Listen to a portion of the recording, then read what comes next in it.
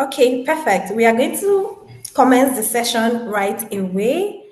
First of all, I want to start by saying a big thank you to everyone that has found the time to join us here today. I know that with our busy schedules and our busy calendars, it's not easy, but you've taken out the time to participate in this session, and for that, we are very grateful.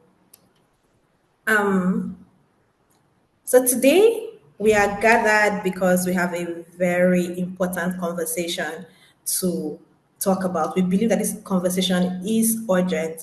Our theme, which is displayed on the screen, is fixing the foundation, rethinking state-level health financing in Nigeria. It may seem technical or complex because you're like, oh, what is that? But basically, what today's session is about is how do we make sure that the money that is meant for healthcare actually leads to healthcare? How do we make sure that all the investments that are going in at the state level, are going in from the national level and flowing to the state level, is managed efficiently, and even in cases where there is not enough money, we are able to somehow manage the money that we have to actually lead to healthcare. And so that is why we are here today. We, who is we? I keep saying we are ACE Group. We are a development and innovation organization that we work with partners, governments, communities to rethink how health and other development challenges are solved. We are big on research, strategy, design, implementation, and support. And we particularly care about health financing because, frankly, everything else depends on it. Every aspect of healthcare depends on it. You can have the best trained health workers, the most beautiful primary healthcare centers, best policies on paper, but if there is no money or if the money is not managed as it should be, everything falls apart. So this is part of our health financing series, and we bring together policymakers, researchers, implementers, great thinkers to ask how can Nigeria fund its health system sustainably, and how can states lead the charge, which is what we're going to be focusing on today. So you'll be hearing from people with lived experiences in designing interventions and in so many from different angles, from the research angle, policy angle, implementation, advocacy. And we are very, very grateful to the speakers that have agreed to do this for us today. We are so grateful. So wherever you are joining us from, please enjoy the session. Don't participate just passively. Ask questions, drop comments. You can tweet your favorite quotes online. And we're going to be diving into the session. I think I've talked enough. We'll be diving into the next session immediately, but just some quick house rules to make sure that we have a smooth session. Please, as you come into the group, introduce yourself on the chat. We want to know who you are. We want to know where you're chatting from. We want to be able to contact you later, right? Also, if you have any questions, please drop them in the Q&A box during any period. Like, you don't have to wait until the end. At any time, please drop your questions. And if you have a comment, you want to concur, you want to deconcur, I don't know if that's a word, but feel free to drop it in the chat. Okay. This session is being recorded, and the recording will be made available to everyone. The recording and the materials will be made available at the moment. So I will be introducing our guests. But before that, I thought we could do a little something. We could. I want to ask a question. Right, the poll is going to come up on our screen now. I want to say, tell us very briefly in a few words, how well do you think public health funds are being managed in your state? Personally, what do you think? From your experiences, from your experience of the primary health system or secondary or tertiary health system, how well do you think public health funds are being managed in your state? A poll is going to come up on the screen shortly, and we can um, utilize that. Okay, so thank you for that. So, we're going to answer the question. We're going to look at the question after the session, after our keynote speaker has spoken. But I'm going to say it is my absolute honor to introduce our keynote speaker. Our keynote speaker today is Professor Rayyan Garba. He's a seasoned public health physician and professor with extensive experience and internationally. Public health practice, teaching, and research. Okay, can you hear me now? Okay, that's perfect. So he's a seasoned public health professional. He's a physician, public health physician and professor with extensive experience in public health practice, teaching, and research. His work focuses on healthcare financing, family planning, vaccinology, infection prevention and control, and he holds a fellowship of the West African College of Physicians in Community Medicine. He has an MSc in public health from the University of London, the London School of Hygiene and Tropical Medicine, which was earned through a British Commonwealth scholarship. He also holds an MBBS from Bayero University, Kano. Professor Gaba has provided expert technical consultancy supporting health financing reforms as well as other development programs funded by the Foreign Commonwealth and Development Office as FCDO, Gates Foundation, the World Health Organization, Clinton Health Access Initiatives, Mary Stopes International, Pathfinder International, and locally our government health agencies. His contributions have therefore helped to shape public health program objectives at both federal and state levels in Nigeria. He is a respected researcher and has published widely in peer-reviewed journals on key public health issues. He has also served as a peer reviewer in multiple leading journals. It is my absolute honor to introduce Professor Gaba today, especially when I realize that he's also an alumni of my school and also of the Commonwealth.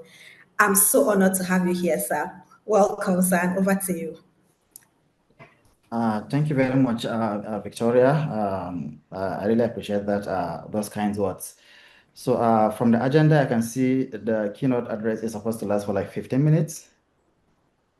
Yes, sir.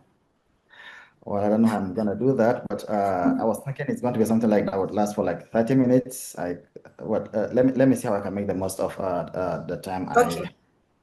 Let's So see. Thank yeah, you. so if you can stop sharing your screen, I will just go ahead and share my own screen. Okay.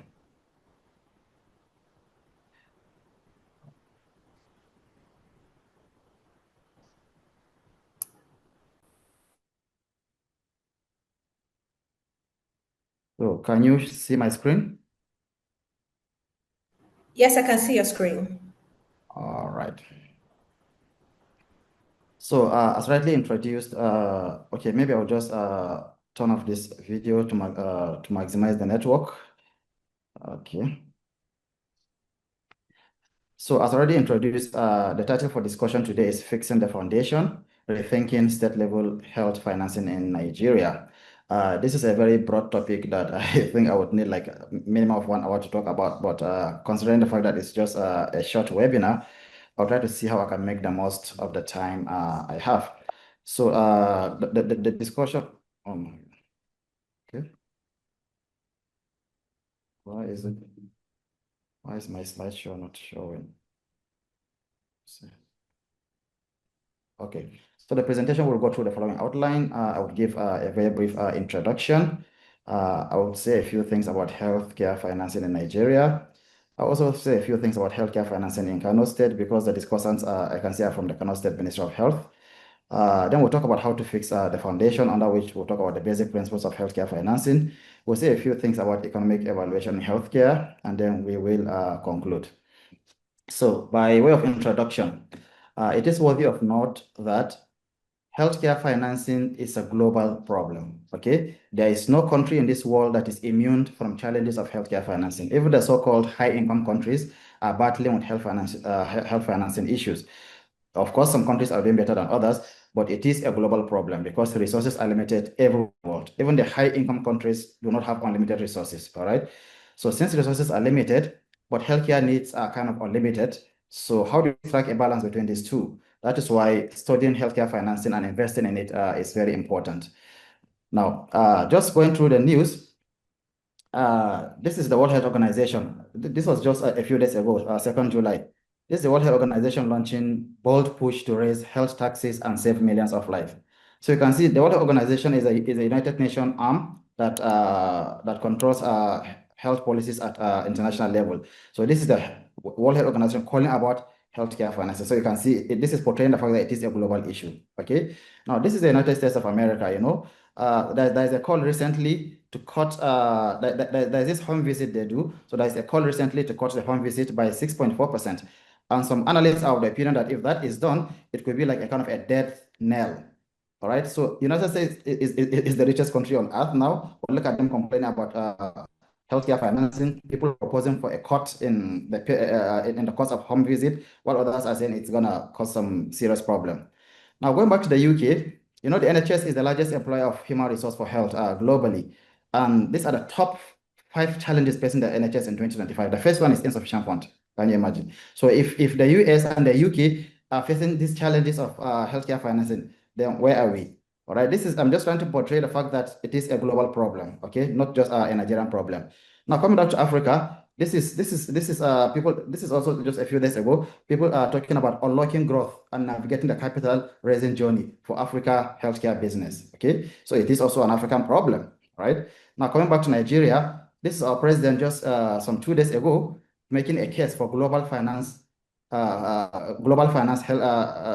make a case for global finance healthcare system overhaul. So this is our president coming back to Nigeria. So you can see it is a global problem. We see it is being faced in the United States, it is being faced in the United Kingdom, in Africa, and then down to Nigeria. So it is a global problem, as I said earlier, because no country in the world has unlimited resources. So why are countries investing so much in healthcare financing? The whole essence is to ensure universal health coverage. All right. Uh, sorry, my screen just disappeared. Can you see my screen? No, it's showing a black screen. Okay, let me.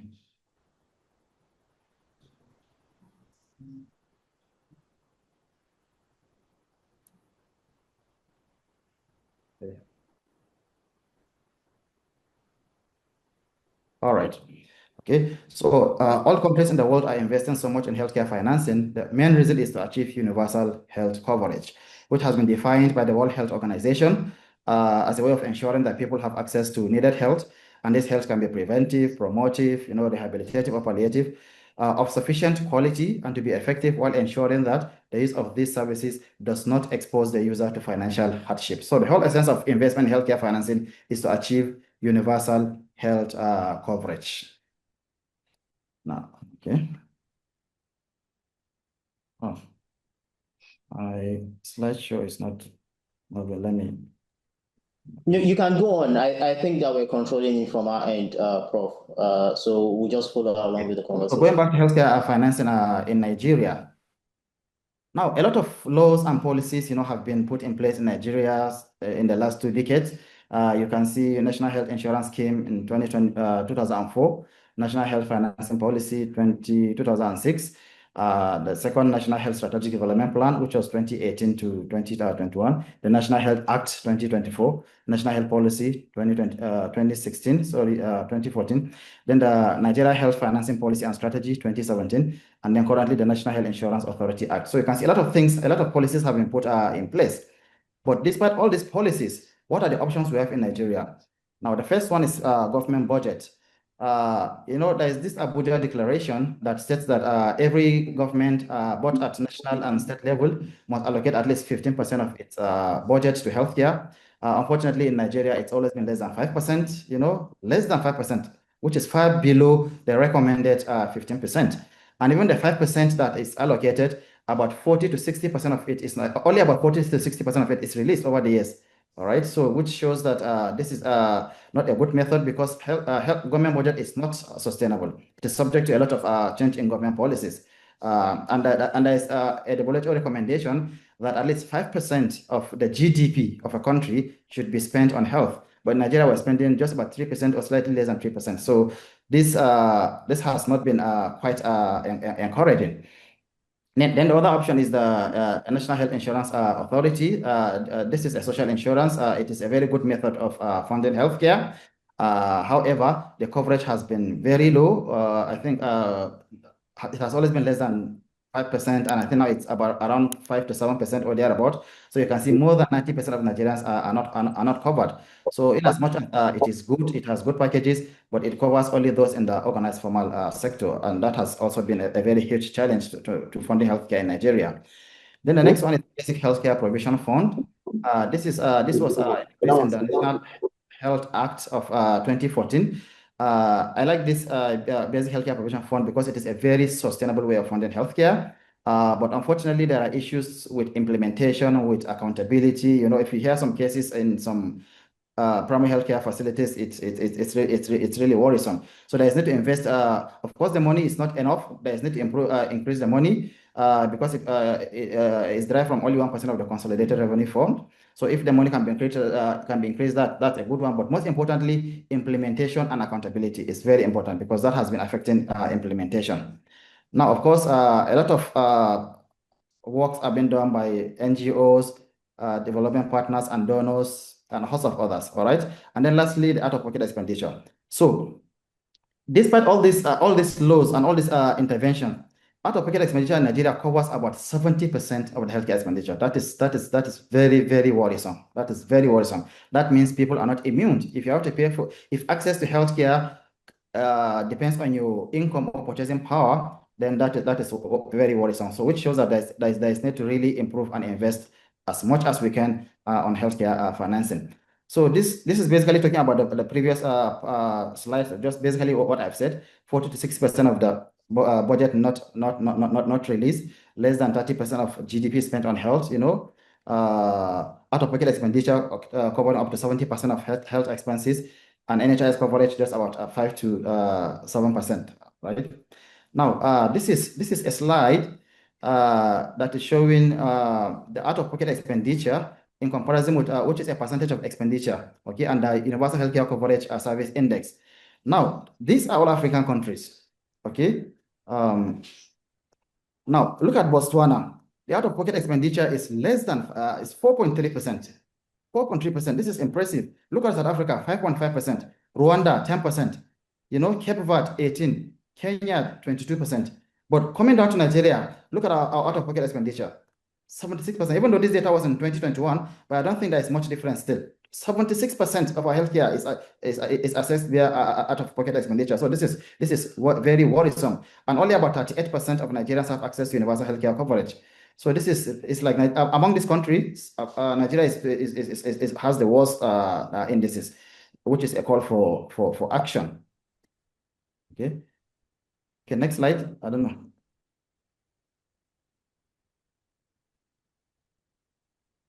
Next slide. Okay. I think I'll have to reshare this slide again. Sorry about that.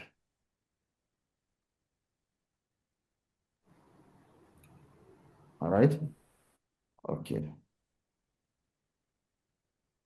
So this is talking about the basic healthcare provision fund. As you can see, it is derived from 1% of the consolidated revenue fund, and of course some contribution from grants and donors, you know, and other sources. So 50% of it goes to the NHIS, 45% goes to the National Primary Healthcare Development Agency, out of which 20% goes to essential drugs and vaccines, 15% goes to provision and maintenance of facilities and equipment, 5% goes to support midwives, and then 5% goes to support the chief agents, while 5% goes to the National Emergency Treatment Committee. All right. Now let's have a few look at the healthcare financing options in Kano State. It's not very different from the federal one. You know, there is state budget. We have the State Social Health Insurance Authority, which is called KACHMA, which is the Kano State Contributory Health Management Authority. We have KET Fund. KET Fund in Kano State is like the equivalent of basic healthcare provision fund at national level. And I like this because it is a very sustainable method of funding healthcare. This is derived from, I think, about 5% of the IGR in the state, and it has been used to fund a lot of healthcare programs in the state. So it complements the state health insurance activities. And then, of course, there is also out-of-pocket expenditure. Now, this is the health sector budget in Kano State over the years. You can see in 2022. So I think in this regard, Kano State is doing well because even 5 years ago, it was 12.9%. then now it is 8.9%, 15, but now it is 16.5%. Okay, so you see, this is even above the 15% Abuja declaration. So this, so in this regard, Kano State is doing very well because the minimum recommendation is actually 15%. Now, but it's not just about the allocation. What about the release? This is the pattern in the last 3 years, especially unfortunately, it's 2021 to 2023. But you can see in 2021, the percentage allocated was 13%, but only 59% was released. In 2022, 13%, only 50% released. In 2023, 15%, but only 50% released. So it's similar to the national level, where only 40 to 60% of the budgeted fund is being released. Now, this is the Kano State Contributory Health Management Authority. Now, I decided to bring this slide because if you look at these two first points, civil servant and retirees, they are paid based on a flat rate of 14,000, okay, 1,400 to 4,000, while political office holders pay. So this is a distortion of the principle of healthcare financing. So I know these guidelines are being reviewed, but this is actually very wrong because payments for social insurance should be a percentage of income. There is employee kind of contribution. There's also an employer kind of contribution, but paying as flat rate actually distorts the basic principle of insurance. But however, for the organized private sector, it follows the pattern, which is 10% for employer and then 5% for employee. Now, how do we fix the foundation? Now, fixing the foundation requires going back to the basic principles of healthcare financing, okay? Because a lot of times we just cherry pick, interventions and just do it without really knowing how they work or whether they work or not. So it is worthy of note that healthcare financing has got two components. There is the funding component and there is the provision component. Now, the funding deals with the actual source of money that is needed to finance healthcare, okay? Because even if something is given to you free, someone somewhere must be paying for it. There is nothing that is free in this world. So funding deals with the actual source of money, source of finances required to finance healthcare. While provision, on the other hand, deals with the methods or mechanisms of paying healthcare providers, and the two go hand in hand. From my experience in the Nigerian health system, we tend to give a lot of emphasis on the funding, which is very important, but we don't even seem to realize the importance of provision, and the two go together. Because no matter how much money you have, if the money is not well spent, then it affects efficiency in the utilization of resources. So we're going to look at them one by one. Now, funding. Out-of-pocket expenditure is one of the methods of funding healthcare financing, but this is a very, very unreasonable method of funding healthcare because access to healthcare depends on individuals' purchasing power. Therefore, it is not encouraged. There is no advanced country in the world that uses out-of-pocket expenditure as the only method of funding healthcare. It's only used in low and middle-income countries like Nigeria. As I said earlier, about 60% of access to healthcare in Nigeria is based on out-of-pocket expenditure. So this is very unreasonable because it leads to what is called catastrophic health expenditure. And catastrophic expenditure is when you spend more than 40% of non-subsistent family income on health. So what that means is that when we say family income, we're not talking about husband income. We mean the income of the household, the whole income of everybody in the family. Okay. So when you put that income together, you remove what is called subsistent income. Subsistent income is what is required for you to have to solve your basic needs of life, like food, water, shelter, and maybe some security, So what is remaining from that? If you spend more than 40% of it on health, it is catastrophic. Now look at Nigerian situation. People don't even have enough for the subsistence, talk less of going into catastrophe. So which means almost everybody is already living in catastrophe. So that is why we keep going back and forth, because as long as 70% of healthcare in Nigeria is accessed through out-of-pocket expenditure, honestly, we still have a very long way to go. Now, looking at insurance, okay? Insurance is a very good way of funding healthcare. And there are basically three types. We have the private insurance, the social insurance, and the community insurance, okay? So there are two basic principles of insurance. We have the pooling of risk and the pooling of resources. So pooling of risk, that means you're sharing risk. Those, if you look at a society, some people are high risk for diseases, while those are low risk. For example, somebody has a weight of, let's say, 150 kg with a family history of diabetes, hypertension, and cancers. That's a very high risk person. While another person has a weight of, let's say, 60 kg with no family history of any disease, that's a low risk person. But if you combine them together and take an average, those at low risk are buffering for those at high risk. That is what we mean by pooling of risks. The same thing for pooling of resources, all right? Because the premium is usually paid as a percentage of income. Some people are very rich, they earn a lot. If you earn a lot, you pay more because it's a percentage of your income. And if you earn less, you pay less.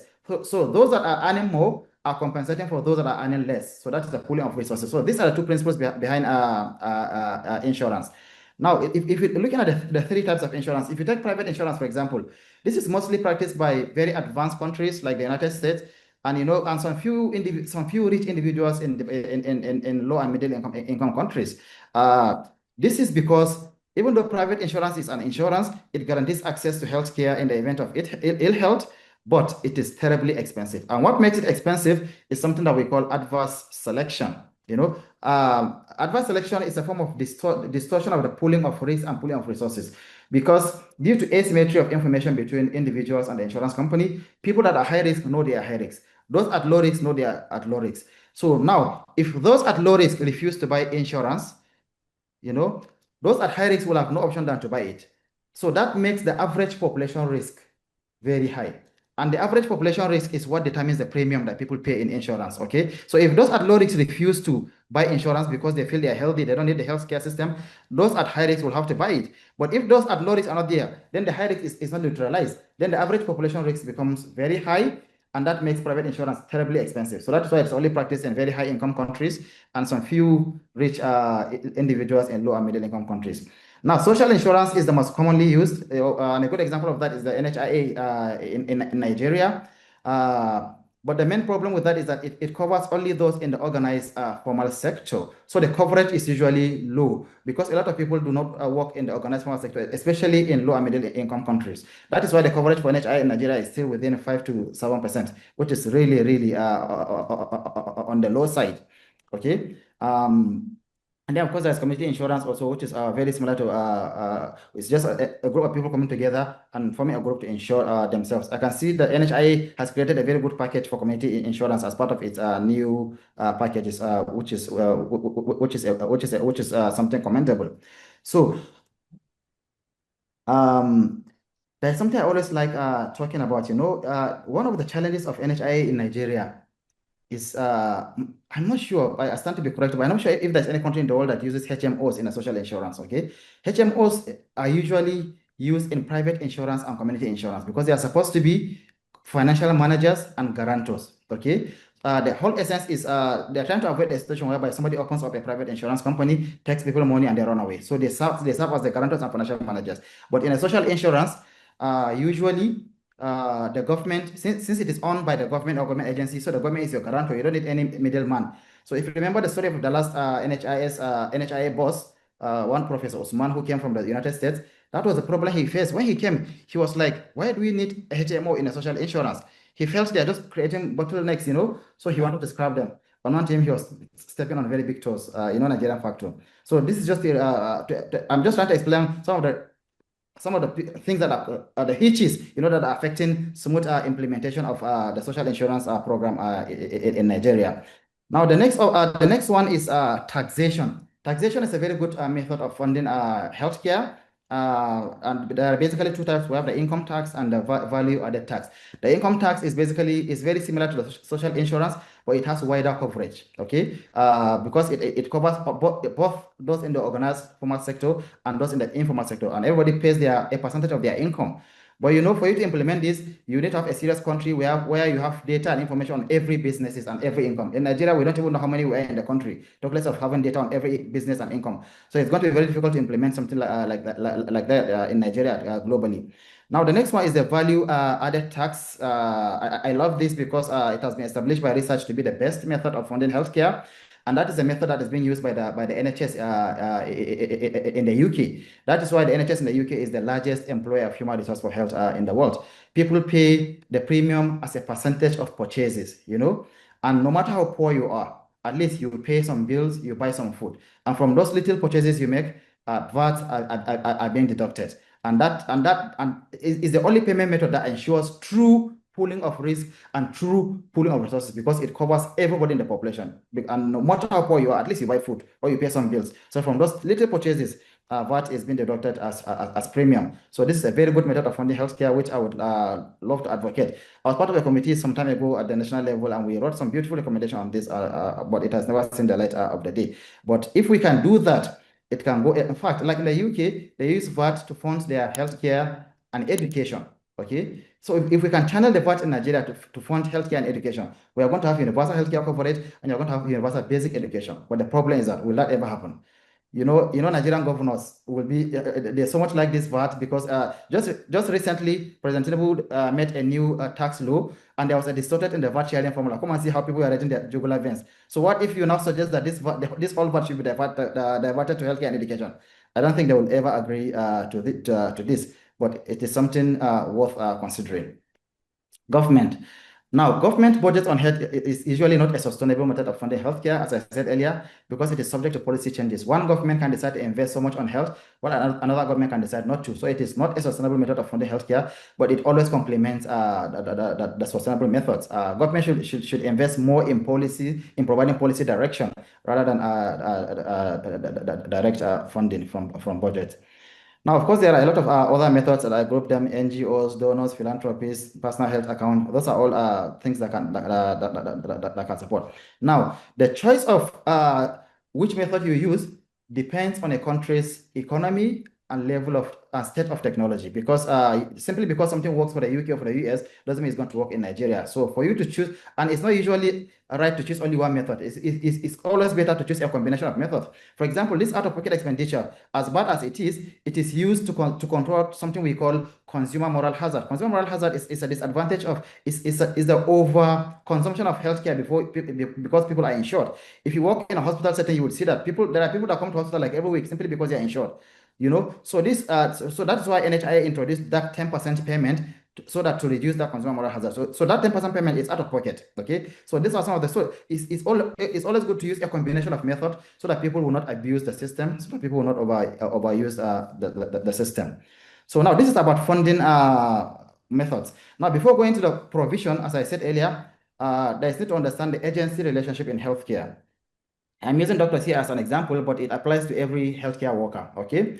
Now, a doctor is a human being, okay, and they have their own interest, and this has been established by research. Okay, doctors and healthcare workers want to minimize their efforts, okay, because nobody wants to overwork themselves, and they also want to maximize their revenues because we all work for money. And at the same time, we want to satisfy our clients, we want to satisfy our patients. So these are contradictory. You want to minimize your effort, you want to maximize your revenues, and then you also want to satisfy your patient. So this brings about some disadvantages. The first one is called moral hazard. Now, this moral hazard is different from the previous one I mentioned. The previous one is consumer moral hazard. It's from the patient point of view. But this one is supplier moral hazard. It is from the supplier point of view. It's from the healthcare workers' point of view. And what happens here is that sometimes healthcare workers may over provide services because they want to impress their patients. For example, if you know a patient is insured, a patient comes to you with a simple upper respiratory tract infection that can be treated with, let's say, Septrin, which is just 1,000 naira. But you prescribe Augmentin, which is 15,000 naira, because you want to be heroic. You want to impress your patient. You don't want the patient to go and come back. So that is over provision of healthcare because you are not the one carrying the bill, or because the patient is insured. Now, the second one is supplier induced demand. If healthcare workers want to maximize their income, and their income is linked to the amount of services they provide, so they have this tendency to over provide services because service provision is directly linked to their income. So they may provide even services that are not needed so that they can get paid for it. And that is called supplier induced demand. Then, of course, there is tendency to lower the quality of services and effort because we want to minimize our effort. So that may lower the quality of service. So on this background, we can have a look at, okay, this is not funding, apologies, this is supposed to be the provision component. I said earlier, healthcare financing has got two components, the funding and the provision, all right? Maybe let me just correct this so that we don't get confused. Oh my.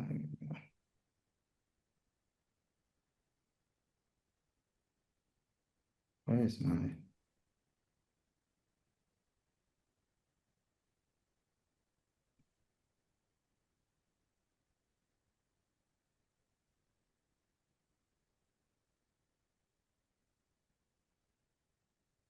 Okay.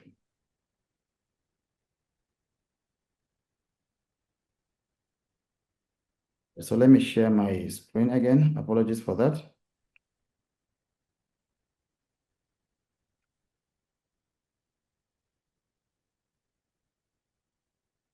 Okay.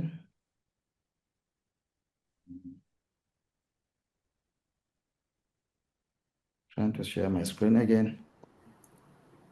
Okay. Okay, it's coming up now. Okay, but it's not, it doesn't capture what I want to. Let me see. Okay.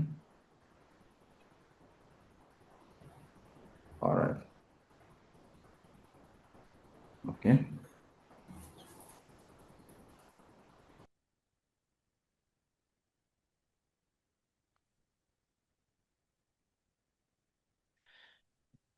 Okay. So the provision, as I said earlier, has to do with methods or mechanisms of paying healthcare providers, which is something that is almost completely neglected in the Nigerian health system. We don't really seem to know the importance of this in healthcare financing. And we're going to briefly look at the few options. The first one is salary, which is basically what we do in what we use in Nigeria. It entails paying people at a certain time interval, which can be hourly or daily or weekly or even monthly. We are so much used to the monthly salary in Nigeria, but it's not. Different methods have been obtained in other parts of the world. Now, the main advantage of salary is that it decreases supply-induced demand. If you remember, I gave a background. Supply-induced demand is over provision of services because services are linked to income, so you tend to over provide services so that you earn more. But in salary, you are being paid based on duration, either monthly or weekly. So that prevents supply-induced demand, which is an advantage. But the main disadvantage is that it decreases effort and quality because you're not assessed based on the services you provide. You are assessed based on the duration of time you've worked. So that is one of the main problems affecting the Nigerian health system because we work based on salary. And whether people work or not, they still get paid. Whether people come to work early and leave early, come to work late and leave early, nobody cares. They still get paid. In fact, sometimes people go on strike and they still demand to be paid their salary. So this is one of the major problems affecting the Nigerian health system because this payment based on salary, honestly speaking, most advanced countries have gone far beyond that because, as I said earlier, it leads to decreased efforts and decreased quality of services provided. Now, the second option is fees for service. Now, fees for service in fees for service services are kind of itemized or bundled, and healthcare workers are being paid per bundle or item of service provided. So this is very good because you are being paid based on the amount of work you do. If you work less, you get less. If you work more, you get more. So this is a good method of funding healthcare, and it has a lot of advantages. Number one, it increased the volume of underserved services. So if there's any specialty or any service that people don't like doing, for example, let's say healthcare workers don't like to treat patients with leprosy, introduce fee for service there, you will see people rushing there because they're being paid per service they provide. But some of the major disadvantage of this fee for service is that it encourages supply and induced demand because people are being paid based on the service they provide. So people may over provide service. People may over provide even services that are not needed because they want to maximize their income. That's a major disadvantage. And secondly, it discourages prevention. Because if healthcare workers tell patients to take preventive measures, they will not come. And if they don't come, they don't get paid. So this tends to discourage prevention. So that is the major disadvantage. But it has the advantage of increasing the quality of services, and it has the advantage of increasing the volume of underserved services. Then the next option is capitation. In capitation, healthcare workers are being paid per capita, that means per patient seen. So this has some improvement over healthcare over fees for service because it breaks the link between income and services. Therefore, there is no supplier-induced demand. All right, and it encourages prevention because every patient is counted as only one. Okay, you are being paid based on the number of patients that register under your care. All right, and thirdly, it encourages competition to attract patients. Healthcare workers, we have this terrible habit of shouting at patient, treating patient badly. But if you are being paid based on capitation, you're going to be very nice because patient can decide not to register under you, and you are being paid per number of patients who register under you. So this is a very good way of improving healthcare workers' attitudes. Unfortunately, it has a disadvantage that it causes what is called cream skimming. And cream skimming is a situation whereby healthcare workers discriminate against patients in favor of the relatively healthy, because every patient is counted as one. So healthcare workers tend to discriminate. Nobody would want a chronic patient that would be coming every day. I would prefer a patient that will come and register once and never come back again, because it is counted as one. So that's a major disadvantage of that. Now, performance-based financing. These are some of the newer models of healthcare financing that are coming up. I wouldn't say much about this, but this is being paid based on some indices of efficiency and quality. So whenever a person provides services, those services are being analyzed based on your efficiency in the utilization of resources and the quality of services you provide, and that determines your salary. So these are the four main options. Now, which method you choose also, as I said earlier, depends on a country's income and state of technology. For example, performance-based financing is not something I would encourage to be rolled out through overnight. There can be some satellite pilots here and there, but I think our level of development has not yet reached that level. Like in the UK, for example, I know they use for GPs. GPs are being paid based on capitation only, while clinicians in the hospital are being paid based on a combination of salary and fees for service. So they have some basic salary, because sometimes the fact that you don't work is not your fault. It's because there are no patients to see. So they give them some very little salary, at least to buy some food and pay some bills. But apart from that, every other thing you earn depends on the work you do. So I think that's a very good model. That I think if we can adopt that in Nigeria, it can ensure efficiency in the utilization of resources. As I said earlier, look at the Basic Healthcare Provision Fund. A lot of good things are there, but there's a lot of transparency and problem in implementation. This is because we're not implementing some of these things, So as long as we implement, we choose the right funding method, and then we choose the right method of payment, then we're likely to ensure efficiency in the utilization of resources. So before I close, I would like to briefly say a few things about economic evaluation, because economic evaluation complements the funding and payment methods. Okay, these are some of the things that make healthcare system great in advanced countries. So there's this Michael Drummond. Michael Drummond is a professor of healthcare financing at the University of York, and he's been considered as the father of modern economic evaluation. So he defined economic evaluation as the comparative analysis of alternative courses of action in terms of their costs and outcomes. Okay, so you're comparing alternative treatment options in terms of their costs and outcomes. So this is very important. Like in the UK now, there is an agency that is called NICE, National Institute on Healthcare Excellence. Whenever there's a new intervention, it could be an intervention, it could be a drug, it could be surgery. If there's any new healthcare intervention, it must be subjected to economic evaluation and compare against the existing one to see which one is better in terms of their cost and outcome. So this is very important. Now, why is it important? Because there's this concept of healthcare markets and perfectly competitive markets. Okay. Now, in perfectly competitive markets, the prices are determined by market forces, which are basically demand and supply. Firms are price takers. Okay, you don't fix your price. The price is being fixed by market forces, which are demand and supply. But the healthcare market is not like that. Healthcare market is not perfectly competitive. It's not perfectly competitive because there are always government intervention. So that government intervention distorts the principle of perfectly competitive market. All right, and that affects efficiency. So that is why we need economic evaluation, because it increases allocative efficiency in healthcare. Since healthcare market is not perfectly competitive due to intervention by government, so there is need to ensure allocative efficiency. And the only way to do that is by conducting economic evaluation. And allocative efficiency is simply producing a pattern of supply that matches with the pattern of demand. So so that is very important in the management of healthcare resources. Now, this is just a simple model of economic evaluation. You can see here is choices of treatment option for defined patient group. We have the cost of treatment A and the cost of treatment B. Then we have the outcomes of treatment A and the outcome of treatment. So this is basically what it's all about. So whenever, let's assume A is the new intervention and B is the old one. So since A is a new intervention, so you're comparing A against B in terms of their cost and outcome. And in the end, you see which one is more cost effective. This is very, very important. This is not something we do much in Nigeria. Very few people have expertise in this. I know Professor Obinna has done a lot of works on this, but very few people have expertise on this.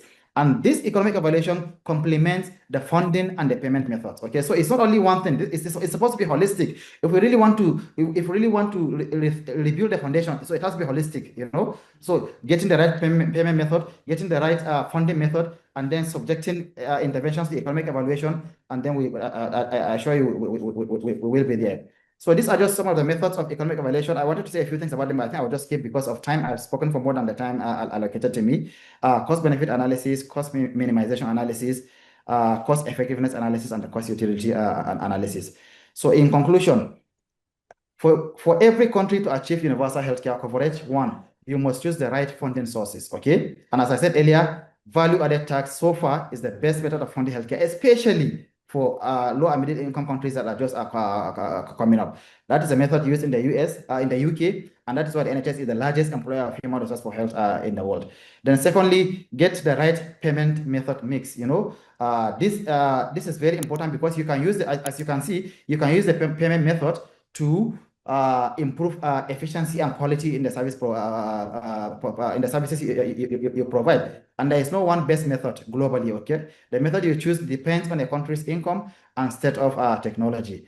And then, of course, always subject interventions to economic evaluation to assess their cost and effectiveness. And of course, there is need for continuous health services and health system research. So once these are done, believe you me, we're going to be there. So it's a lot of work, really. Thank you very much for listening. And I will stop here and open the floor for questions and comments if you have any. Thank you. Thank you so much, Prof. That was very rich, very enlightening. I would say you've been able to give us a broad overview of health financing, the best ways to finance. I think the things I've taken on home is that number one, Nigeria is doing very poorly, even in Africa, even compared to other African countries. Number two, to be able to achieve what we want, we must find the best mix of funding sources and then the best payment methods.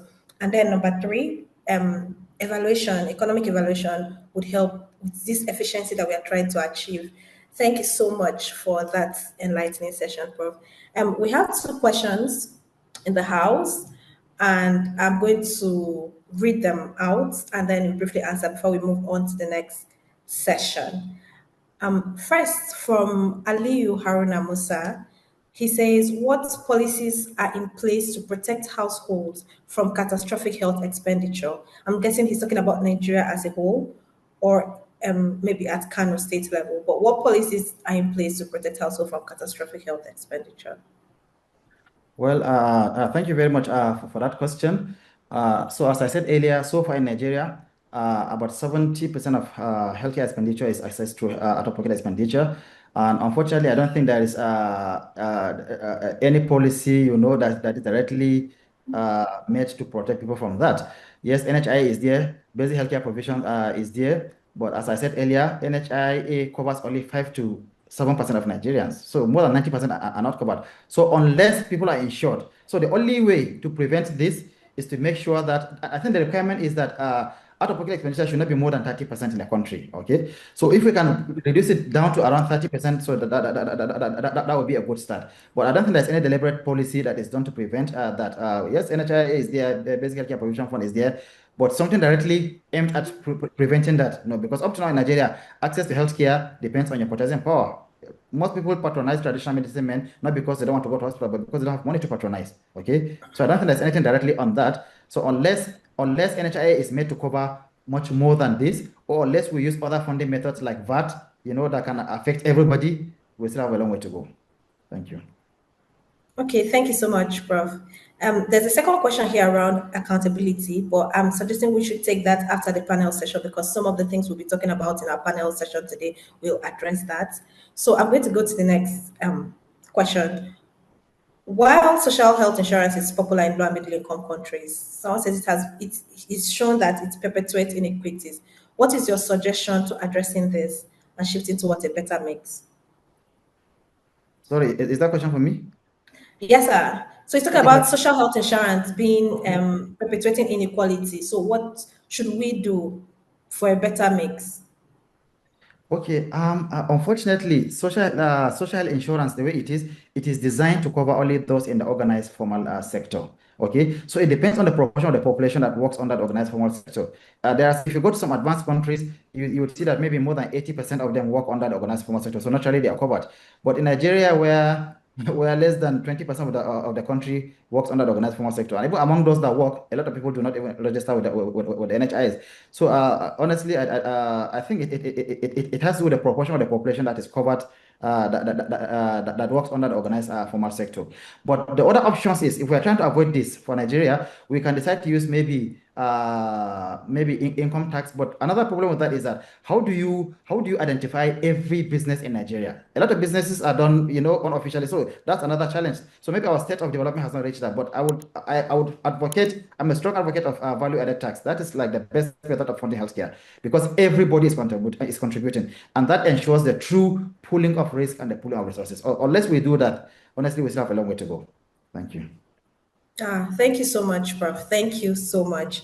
We're going to be going to the next session so that we're able to consolidate everything.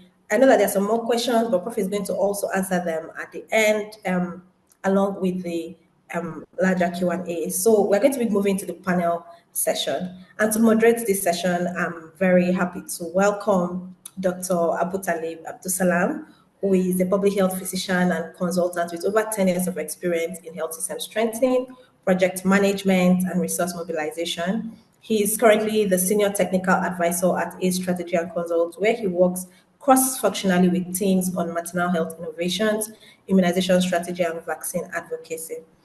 He has contributed to Nigeria's public health space by designing sustainability strategies for HIV services in Nigeria, private sector integration of HIV services, and working across multiple donor and government-led health system strengthening initiatives. He holds a master's in public health for development from the London School of Hygiene and Tropical Medicine, a master's in disaster risk management and development studies from Ahmadu Bello University, and also an MBBS from the same institution. Welcome, Dr. Talib, and over to you as take us through the next session. Thank you so much, Victory, for the very warm and kind introduction. And again, thank you to everyone on the call on this webinar. And I think that a special thanks to Prof. Rayyan. I think I will say that you've delivered a masterclass over the past 50 minutes in terms of health financing, not just globally, but in Nigeria. And now it's my honor to bring a number of people who have had lived experiences working in Kano in terms of implementation of health financing policies at a subnational level. And we are using Kano as a spotlight specifically because as the popular Hausa adage goes, Kano Tadabo Tumbingiwa, which for those who don't speak Hausa, it figuratively means that Kano takes the lead in almost everything in Nigeria, and not just in Nigeria and across sub-Saharan Africa. So it's one of Nigeria's most populous states, and it has made notable strides in operationalizing the basic healthcare financing provision fund and also state's contributory health insurance scheme. And these efforts do offer important lessons for us in political will, innovation, and coordination. But however, we know that in terms of implementation, there are always bound to be challenges, right? And the state is not immune to all of these systemic challenges. So things around fund flows, efficiency, and sustainabilities will also be highlighted in this conversation. So I will say that I've put together for you a star-studded lineup of people who come with both government experience and also private sector experience in terms of implementing all of these healthcare financing policies in Kano State. And over the next few minutes that we have, right, they will be speaking a lot about what happens in Kano. Before I dive deep into that, I'll just go through a number of the housekeeping rules again. If you have any questions, please drop them on the Q&A box so that we can track and address them properly. We'll take audience questions towards the end of the panel, but feel free to drop them on the go. We also encourage respectful engagement in the chat box, so feel free to share your thoughts, whether you are agreeing with the points that are being made or disagreeing with the points that are being made. That said, it is my honor to introduce our panelists. First is Dr. Rahila Aliyu Mukhtar, who for the purpose of this conversation will be represented by Musbah Omemashi Bebeji. She is a medical doctor and public health leader with 17 years of experience in the health sector. She's currently the Executive Secretary of Kano State Contributory Health Management Agency, popularly known as Kachima, where she oversees the expansion and management of health insurance coverage and ensures access to quality healthcare services. Kachima in the past 2 years has recorded an 83% growth in enrollment, spanning across introducing the Student Healthcare Contributory Enhancement Fund, community-based health systems, and innovative programs such as Abakir and Wakaf Fund, which is an Islamic endowment fund, while also advancing digitization and accountability in the service delivery. Before her appointment, she was the director of University Health Services at Yusuf Maitama Health Sule University, and has also occupied many leadership roles in the Medical Women Association of Nigeria, both in Kano chapter and nationally as well. The next panelist is Dr. Nura Yahaya Mohammed, a senior public health expert with 20 years of experience in health system strengthening, disease control, primary healthcare delivery. He currently serves as the project manager of the Impact Project and is also the director of planning, research and statistics at the Kano State Ministry of Health, where he leads strategic planning, data systems development, and health research. He brings a lot of expertise in health financing, having overseen implementation of BHCPF in Kano State. Also supported project planning, financial tracking, and service delivery reforms. His earlier roles include working across malaria control in Afenet and supporting surveillance and responses across Nigeria. He holds an MPH and a master's in health economics from Bayero University Kano, and is currently completing a doctorate of public health in health system strengthening at the University of Port Harcourt. Ladies and gentlemen, Dr. Mohammed Nura Yahaya.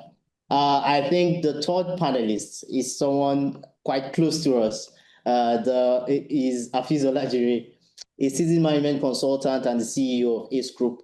He has significant experience across health system strengthening and international development. He has led several projects across health financing and resource mobilization, leadership and management, supply chain management, and has supported a lot of organizations, which a number include Gates Foundation, the Aliko Dangote Foundation, Gavi and World Bank, to implement programs across Nigeria and even outside the shores of Nigeria. He has served as an area owner on global vaccine delivery team while working with Clinton Health Access Initiative, where he supported Southeast Asian Pacific countries to develop M&E frameworks that build up accountability systems that track financial and technical programs and performance in preparation for transition to Gavi funding. Prior to that, he worked across many organizations, which include Solina Health, UNICEF, amongst others. He holds a master's degree in public health from the University of Ibadan. So it is my singular pleasure to introduce all of the panelists, and thank you all so much for being here. To help us stay within time, I will ask that responses be kept between in 3 minutes for each response. If I'm feeling generous, I can add 30 seconds for all of the panelists. That being said, I think I'll just dive right in, and I think my first question will be directed to Dr. Musbah, who is representing Dr. Rahila. In terms of Kachima as an organization, we do know that it has recorded a lot of remarkable achievements in the tenure of Dr. Rahila. What would you say have been the most significant successes so far?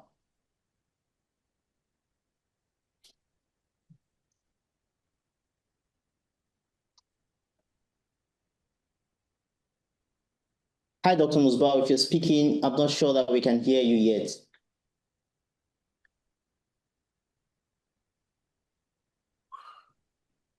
So while we're waiting for... Can you hear me?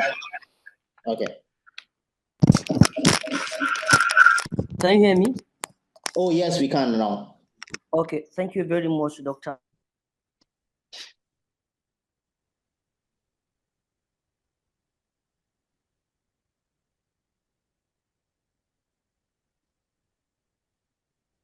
I think while we're waiting, okay. Can you hear me clearly? Oh, yes, now we can. Yes, I said on behalf of the Executive Secretary, can also contribute to Healthcare Management Agency, who is unavoidably absent and currently having another engagement at the state level. Let me begin by saying, from the inception or from the time the Executive Secretary has assumed office, a lot of achievements, remarkable achievements were noticed or are being noticed currently. Because when she assumed office, I think in the year 2023, this is the second year, the most important achievement is enrollment coverage. You know, Kano State, as let me say, forgive me, apology to Lagosians, as the most populous state, as the most populous state, we have a lot of population, and we know clearly that our poverty index is a bit high compared to some other states, maybe eastern or southern states. The enrollment coverage was around 435,350. But when she assumed office, her main target is the how can we expand more coverage? Because if you're discussing anything about health insurance or health contributory health scheme, as the name implies or as the name may be, is sorry, you're talking about three things with regards to enrollment or health insurance cube. You're talking about the financing, you're talking about the expansion, and you're talking about the quality. So you cannot have all these. Each and every factor or segment of this cube is synergizes the other. For example, when you talk about the enrollment, so you have to increase the coverage.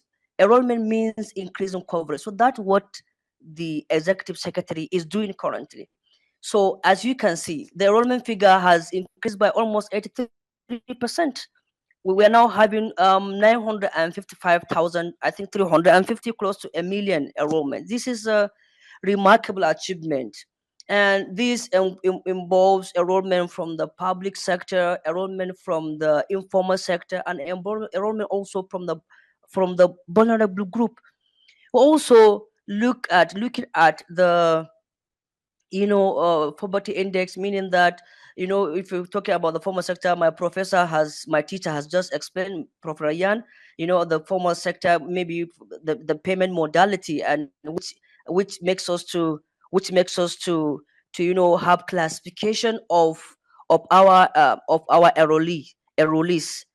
One is the formal sector enrollment, which you have the people who are working under the state civil service, and you have the organized private sector people who are working under the companies, let me say incorporated companies, and you have the school health program, school health school contributory health program, or student contributory health program, which covers also the students, and then you have the retiree program. This is all under the formal sector program, while you have the informal sector program that considers people who can pay for themselves, maybe just 12,000 naira.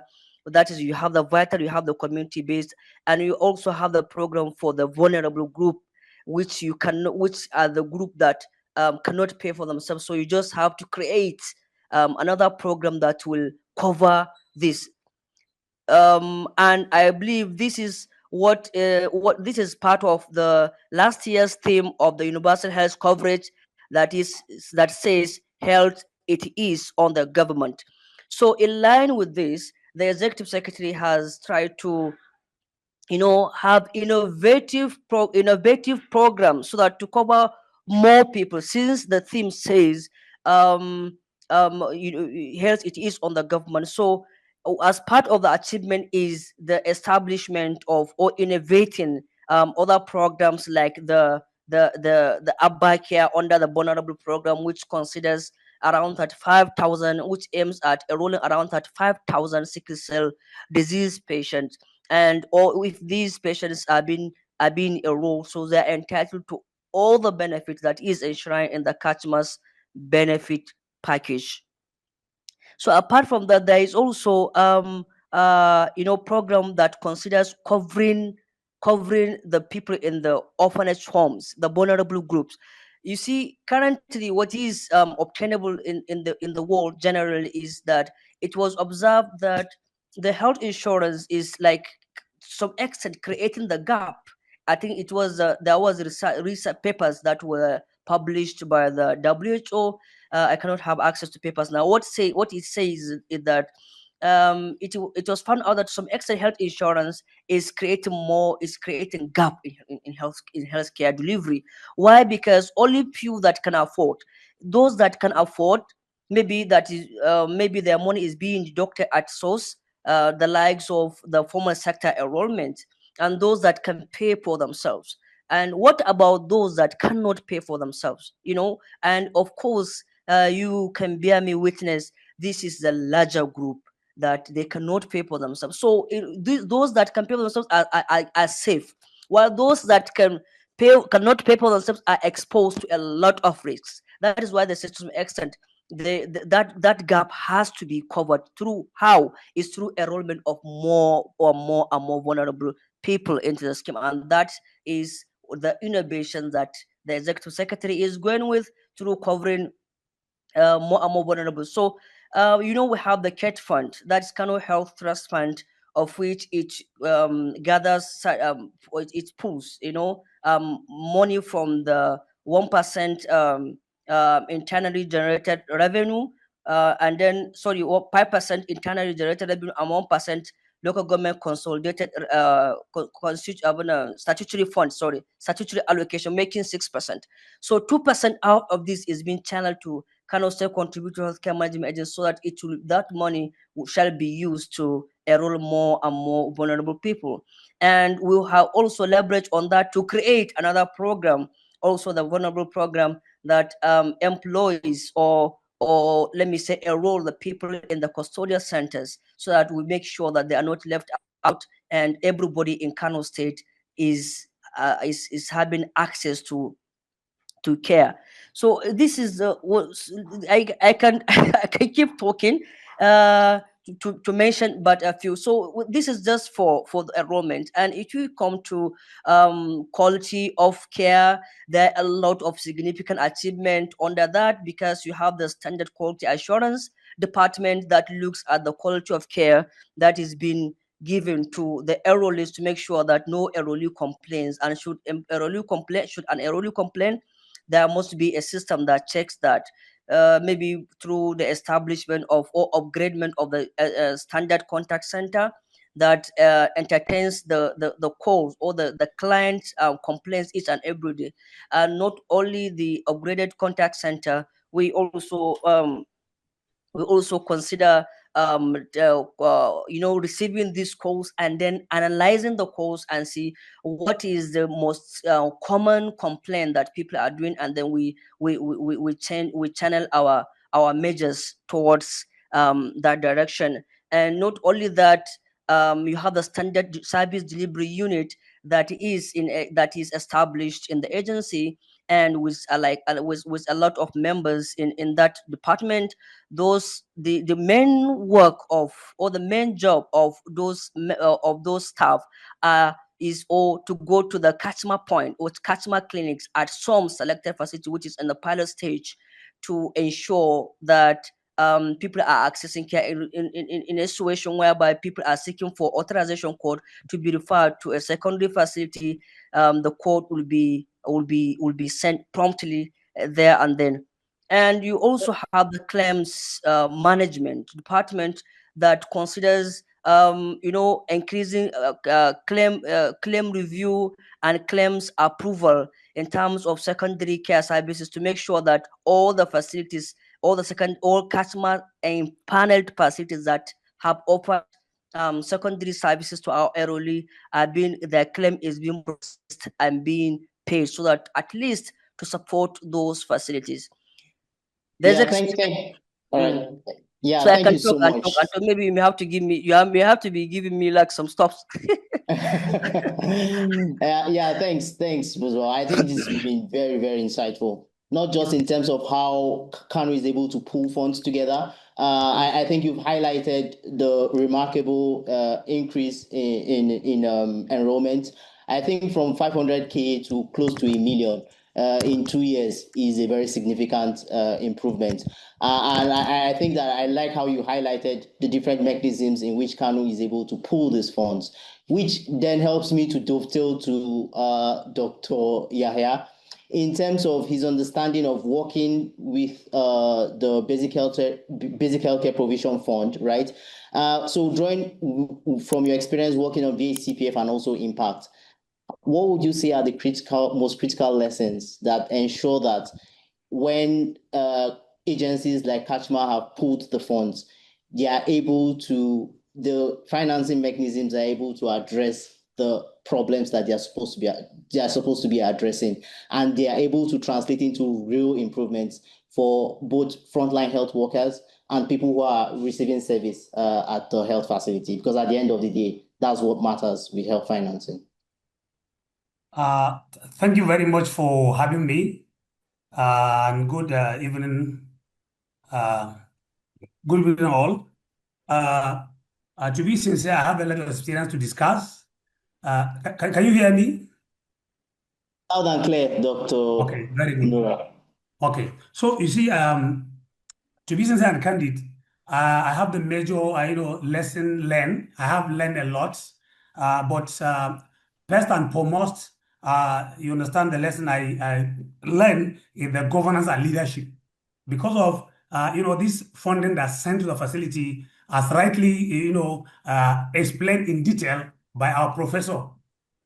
Professor Rayyan, sir. So you look at the funding mechanism. So all these facilities are sent directly to the facility as decentralized facility financing. So you must have a governance and leadership to secure buy-in of the key stakeholders, in the state, including decision making and enhance, prompt accountability of fund provided at that level. So this is specifically important. Why? Because of the political landscape, which is peculiar to most of the states. You understand? Then, if there is a poor, commitment of policymakers at the highest level, meaning at the subnational level, then the accountability of that fund provided will be affected. Because I may recall when we just started the Basic Healthcare Provision Fund, I believe my colleague is in the call. He can bear me witness, Nura Sharif. At that time, we make up a disbursement of 2 quarters as DFF to those facilities. But because of, you understand, lack of capacity build of those facility, they have spent the 2 quarters fund without following the developed business plan and quality improvement plan. At that time, what I learned is that we usually stay at the board headquarters and send officers from the state to go and supervise an LGA with the LGA coordinators and the PSC coordinators to develop the quality and business plan, so that at least they can, when we send the money, they can be able to utilize the money based on the provided and developed problem they are serving, so that at least they can use the fund as a problem solving. As soon as we have sent the 2 disbursements of first and second quarter, they have used the money, not according to the quality improvement plan, quality they have, gap they have identified in the facility, and then a way to mitigate that gap using that facility, using the business plan. So at that time, a lot of facility misuse the money, and they have utilized the money, but at the end, they cannot be able to, retire appropriately. So because of that, Kano State lost 3rd and 4th quarter disbursement because of the national, based on the criteria, you have to retire, the previous utilized fund before another fund will be sent to you. And likewise, fund from NHI through the Contributed Health Management Agency as also for capitation were sent also to that facility as the central facility financing. So, but the lesson learned, so capacity building is very important and crucial when it comes to implementation of those funds because of what I have mentioned. And then this is why I introduced, because of that capacity issue in Kano State, I realized that, and I introduced what we call state mentors with the support of the state stakeholders. We just recognize people that we know they are key stakeholders at the LGA throughout the 44 LGA and 484 facilities across the states. So we pull these mentors from the states health agencies, as well as people that we know they have the capacity at the LGA level. Then we pull them to the state and train them on how to develop this business plan so that what they're expected to do, they will go with the facility in charge, they will go directly to the facility. No one can pull them to the LGA. So when you go to the facility, they sat down with them and they identify key problems in the facility. They itemize them and later they prioritize the problem based on priority. So that at the end, when the fund comes, if they have identified 10 gaps to improve quality in that facility, then they will prioritize 3 to 4 based on the funding they are getting, because there is a lot of funding sources at the facility. There is Basic Healthcare Provision Fund facility that sent from the NPSA gateway, the 45% after removal of 10% of HRH, as he rightly mentioned, said the Prof, then the 5% for operation at the state, then the 30% will go directly to the facility as DFF from the remitter account of the CBN directly into the facility, to by far the traditional way of bottleneck at all the levels. So instead of those facilities utilize that money, then they do something else with that money. So because of that, these mentors and supervisors assign them to guide development of this quarterly quality improvement plan, and also execution of that plan in line with the approved national guideline, so that at least they have a costed business plan, itemized, and the facility in charge must be held responsible to follow that business and costed plan to execute it, so that at least they can improve quality and provide appropriate healthcare services, so that the contributor health management agency can be able to purchase from us. Then, thirdly, because of the facility autonomy, you understand, must match with the capacity. That's the major problem we're having. Those facilities in charge have the autonomy, because that autonomy power of sending them money and to spend it, because the facility in charge is the signatory of that account. He had that, spending power to sign the check with the WDC. So the problem we're having is that, so because of that, the power of the PSC without continuous training in financial management and the procurement of quality improvement fund may not translate into improved services, because of if they don't have that capacity. Then the incentive results of disbursement at times. Because of the problem is that at times, when if I may recall, there was a time that we had, a lot of misappropriation at that time. So because of that, we were sent from the state to investigate all those accounts. So at the end, we found out, we went to the bank and we automate all the accounts with our email address of the Primary Healthcare Board, so that as soon as you touch Kobo, we can be able to see you immediately. And all of us, we have, you understand, access to that email, and we are checking it anytime. When we just see what you have done, we ask people to refund. I think in 2023, we can be able to, you understand, recover almost, I think, 47 million naira misappropriation, because we have the proof. You use this is your business plan that you have submitted. You are expected to do A, B, C, D, E, but you went ahead and do something else. If I may recall, there was a time someone used almost 900,000 to, marry, his married another wife. Because of that, he thought that the money is just, a national check that he can be able to pick. Then we asked them, all of them, to refund it, and that money has been recovered at that time. Through that, email that we have, and this email that we have, I think, is the first, lesson learned. And even others still were asking me, how do you do it? I went to the bank and I generated the email address and put it on all the accounts, from the Dennis Bank, the Sterling Bank, and the UBA. So that if you touch Kobo from that time to date, if you touch CC, because we ask you not to, not touch, cash, not withdraw cash more than 50,000 from that account. So as soon as you touch one Kobo, we'll get an alert. And when we see, we just ask you, Mr. B, kindly return that fund, is inappropriate, expenditure. And then, secondly, incentive result. we are expected to have both what we call carrot and stick, so that at least so financing should be tied to performance indicator. This motivate facility, to prioritize outcome, not just, to spend money because of people that are doing well. There are many facilities.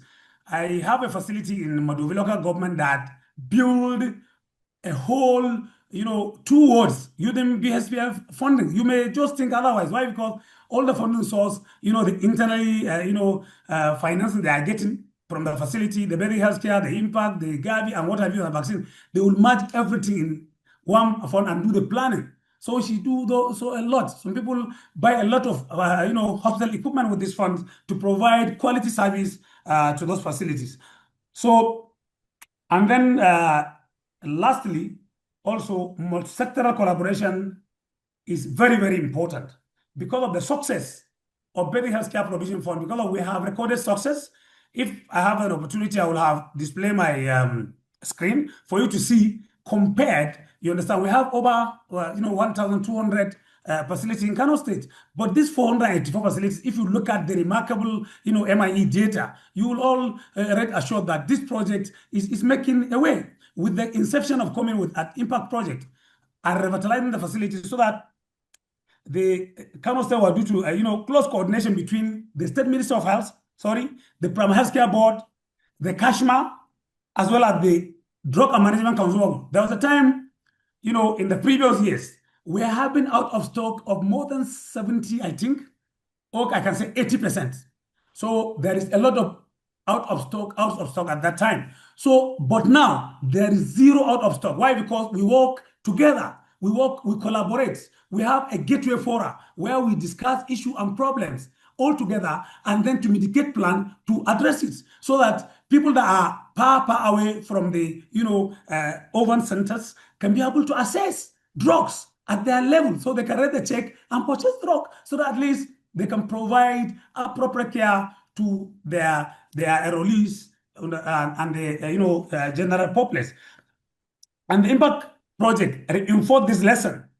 Why? Because health financing is only work when everyone on the process, you feel that this problem is for all of us. So it's not something that you can hide or you put it under the carpet.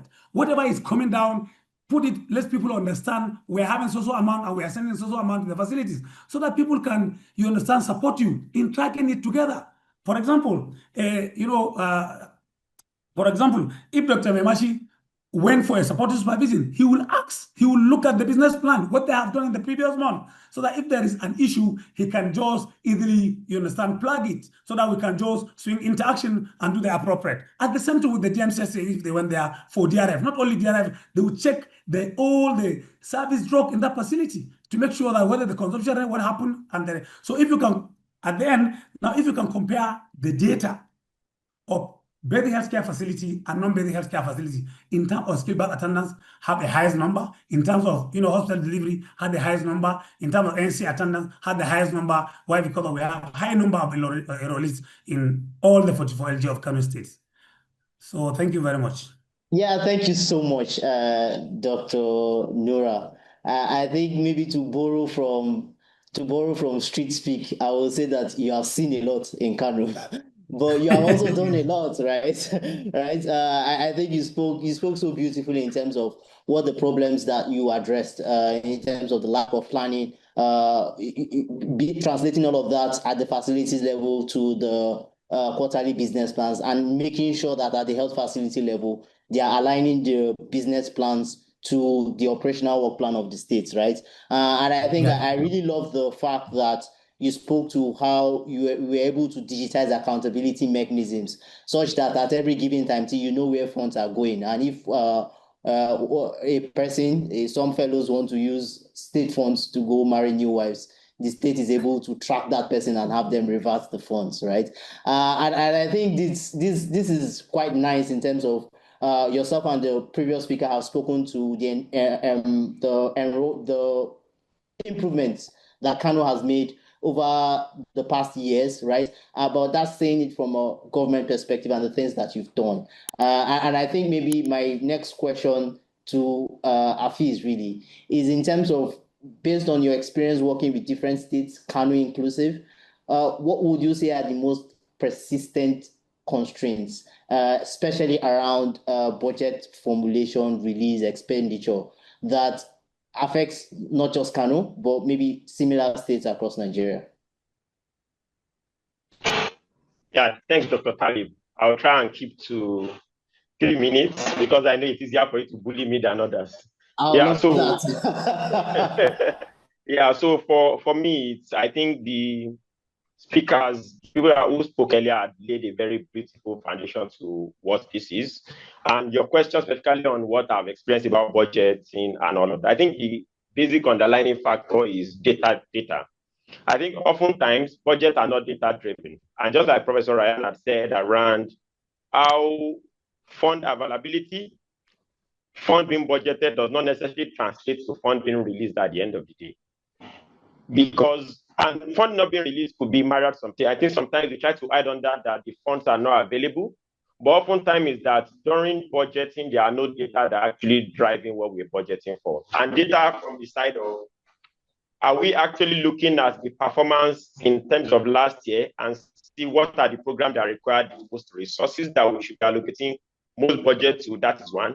Two is, are we looking at the data of what is the objective fiscal health and fiscal space in terms of how much we have and how much are we going to potentially be having to help us see what should be informing what we are allocating to and what are the potential sources that we will be getting funding from. I think that's one of the biggest problems about budget formulation and release.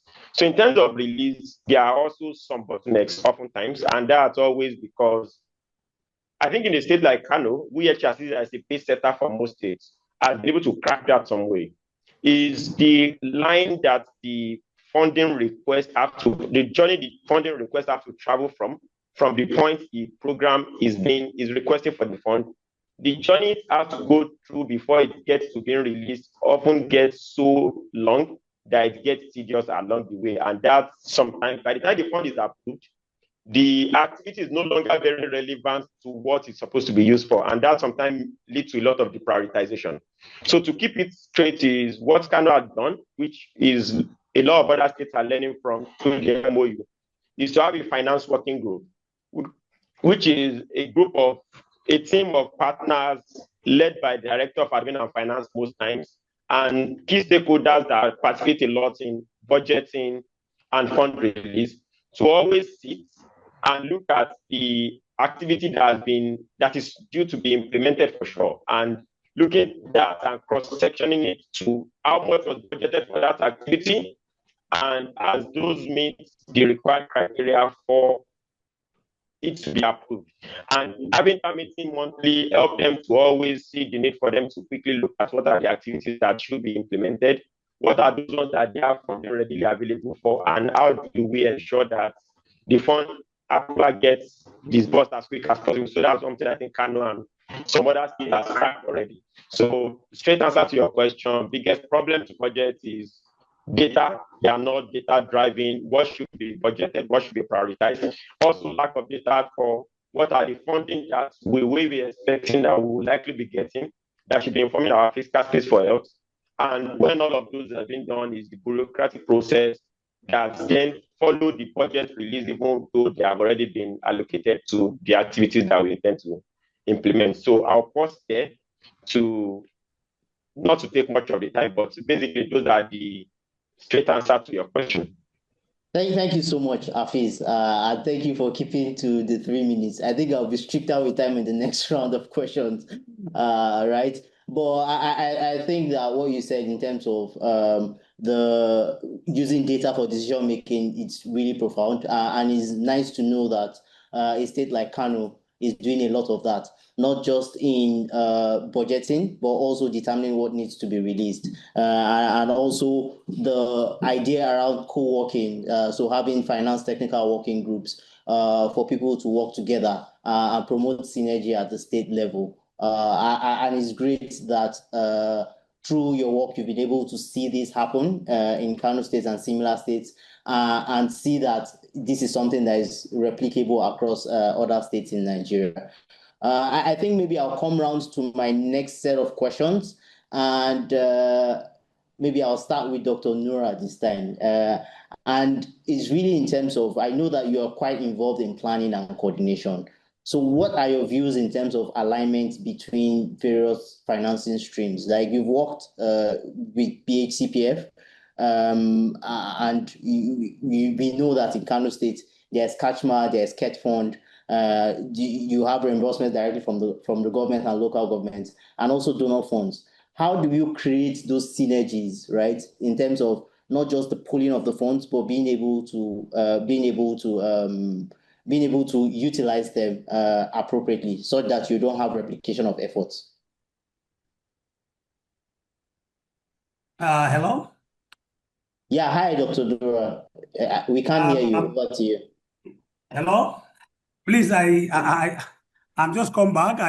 I'm doing something. I just ease myself. So I had you asking questions. So please, can you repeat the question? I'm sorry. Oh yeah, sure. I'm very happy to. I think that the question is around, based on your experience working in BHCPF, what do you think around, what are your views in terms of coordination or lack of it in Kano State between the different funding streams? So BHCPF, Catch Market Fund, even donor funds, right? How are you able to coordinate such that when you're there, you're able to pool funds, you are able to purchase in a coordinated manner, and that you are able to track accountability so that you are not replicating efforts across board? Okay, I understand. So thank you for this question. One of the major issue, you understand, I have in coordinating all those funds is, one, because of this fund are being sent directly into the facility, even though CAT fund money is well defined, you understand, to address specific issue in the facility. But the fund from CACHMA formal sector, as well as the fund from the basic healthcare facilities, this fund are sent directly into the facility. So we have a single account in that facility. And then we have designed a financial tracking tool in all those facilities, so that at least all the funds sent to that facility, the facility in charge must have the, what do you call it, must print a statement of the account, must have a statement of the account, so that he will see the funding source from all the relevant source in that facility. So that at the end, the facility in charge will use all the funds based on the, developed business plan from the fund they have, received from the different sources, so that the business plan will be developed and executed according to the total fund they, have in that quarter. That is why initially we are having what you call annual quality improvement plan. But I think last 2 years, it has been changed to quarterly quality improvement plan, so that initially you will do a quality improvement plan once, but now it's quarterly, so that in the first quarter you identify gaps that will be addressed in the second quarter. So when the fund arrives, you can be able to sit down with the quality improvement team in that facility, with the support of the mentor of that facility. And that mentor will be held responsible with any misappropriation or misaction of that facility. And that mentor must be an assistant coordinator in that LGA. And I remember I skipped. And then in order to coordinate that, then the mentor of that facility must sign the quality improvement and agree on all the activities identified in that facility, as well as during the business plan. At the end of developing the business plan and quality improvement plan, the developed business plan of that quarter will be sent directly to the local government health authority for the director, primary healthcare coordinator of that LGA to endorse and agree. And they will sit down at that LGA level as local government quality improvement team of that LGA with the support of the financial officer of that one, to checkmate all the funding source based on the,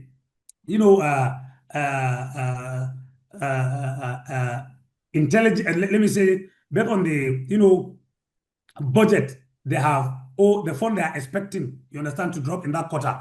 so that to look at it, if they agree with the activities, then later they will send it to states for us to checkmate and endorse, then we'll send it back to them.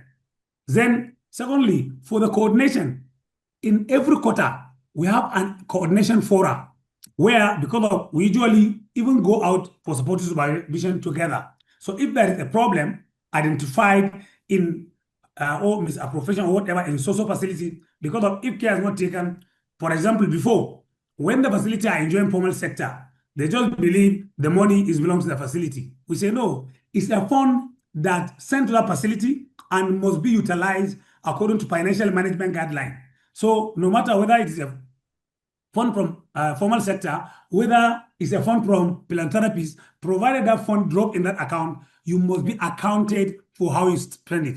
And we are having a very good, synergy and working relationship with all the relevant stakeholders, the Health Contributory Management Agency, the CAT Fund, and the Better Healthcare and Impact project, so that we can look at it. And then at the state level, there is also a steering committee at the state level, as well as the oversight committee of Better Healthcare Provision Fund. So whatever going in every quarter, after you understand the gateway forum meeting to identify an ally issue and what to do next, then whatever identified at that level, it will be brought up to the higher level of an oversight committee at the state level, where all the head of agency are members in that committee, chaired by Honorable Commissioner, and then and other members. So to look at the issue and gap and how to mitigate problems and how to solve some problem, or if there is need for more intervention from the state government, that will be discussed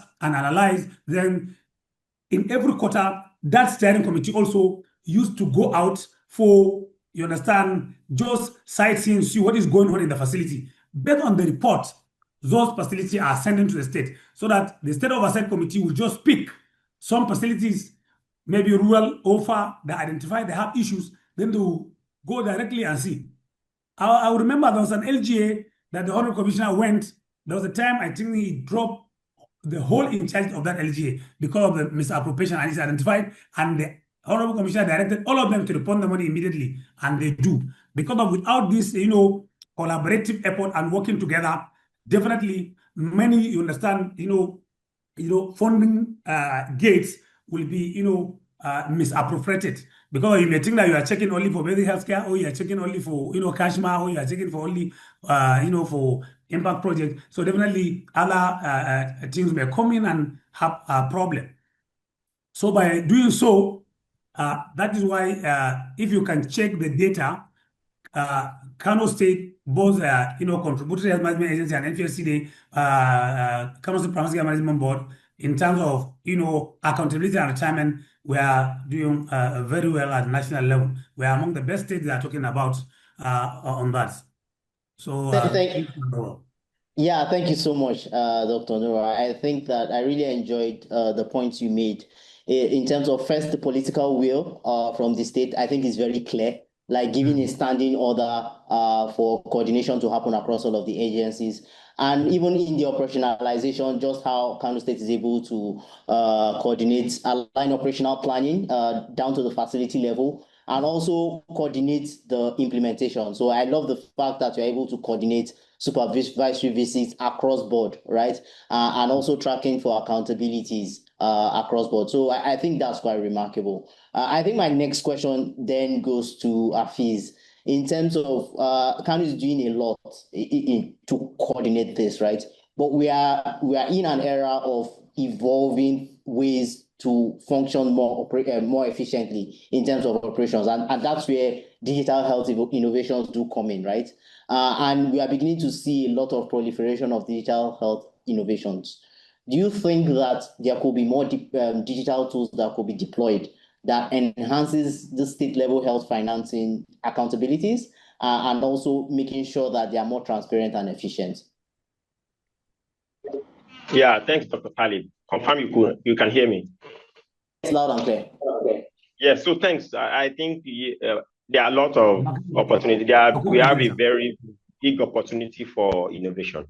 I think one innovation that I really look forward to us having is some visualization of what, yeah, I think two actually. The first is a system that allows the head of the agencies to visualize the fund movements from disbursement point to implementation and back to the source. And that's when we talk about when fund is disbursed, when it is expended for implementation, retired, and back to the source. Because that's where we often have the bottleneck. Professor Rayyan has given us a lot of background that we naturally struggle with having adequate funding. But the good news from Professor Rayyan's conversation is also that it's not a Nigerian problem. So I feel so proud to be a Nigerian today. Knowing that United States, UK, everyone also struggle to get adequate funding for their health. Meaning we are then down to the problem of efficiency, which is how can you make every kobo count? And that's why I feel if we have a digital solution that allow us to see the funding movements from where they are being released, because that will help us address the issue of timely disbursement as well as efficient use of the resources. I think that's the first one.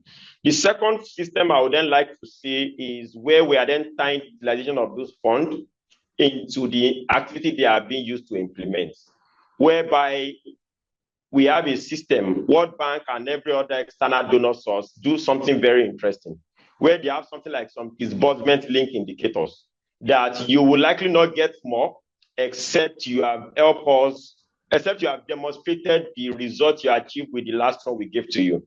I think if the external funding could do that, now that we are taking our problem, having managing the affairs ourselves, I think we should also try and do that locally, whereby we are then using that will incentivize the respective program officers and program manager at the government agency level to have it as a competition on how well can I implement my activities to ensure that it's not just about spending money, but achieving resources. As the amount of indicators that I'm able to move the needle around will inform how more I'll be getting during the next cycle.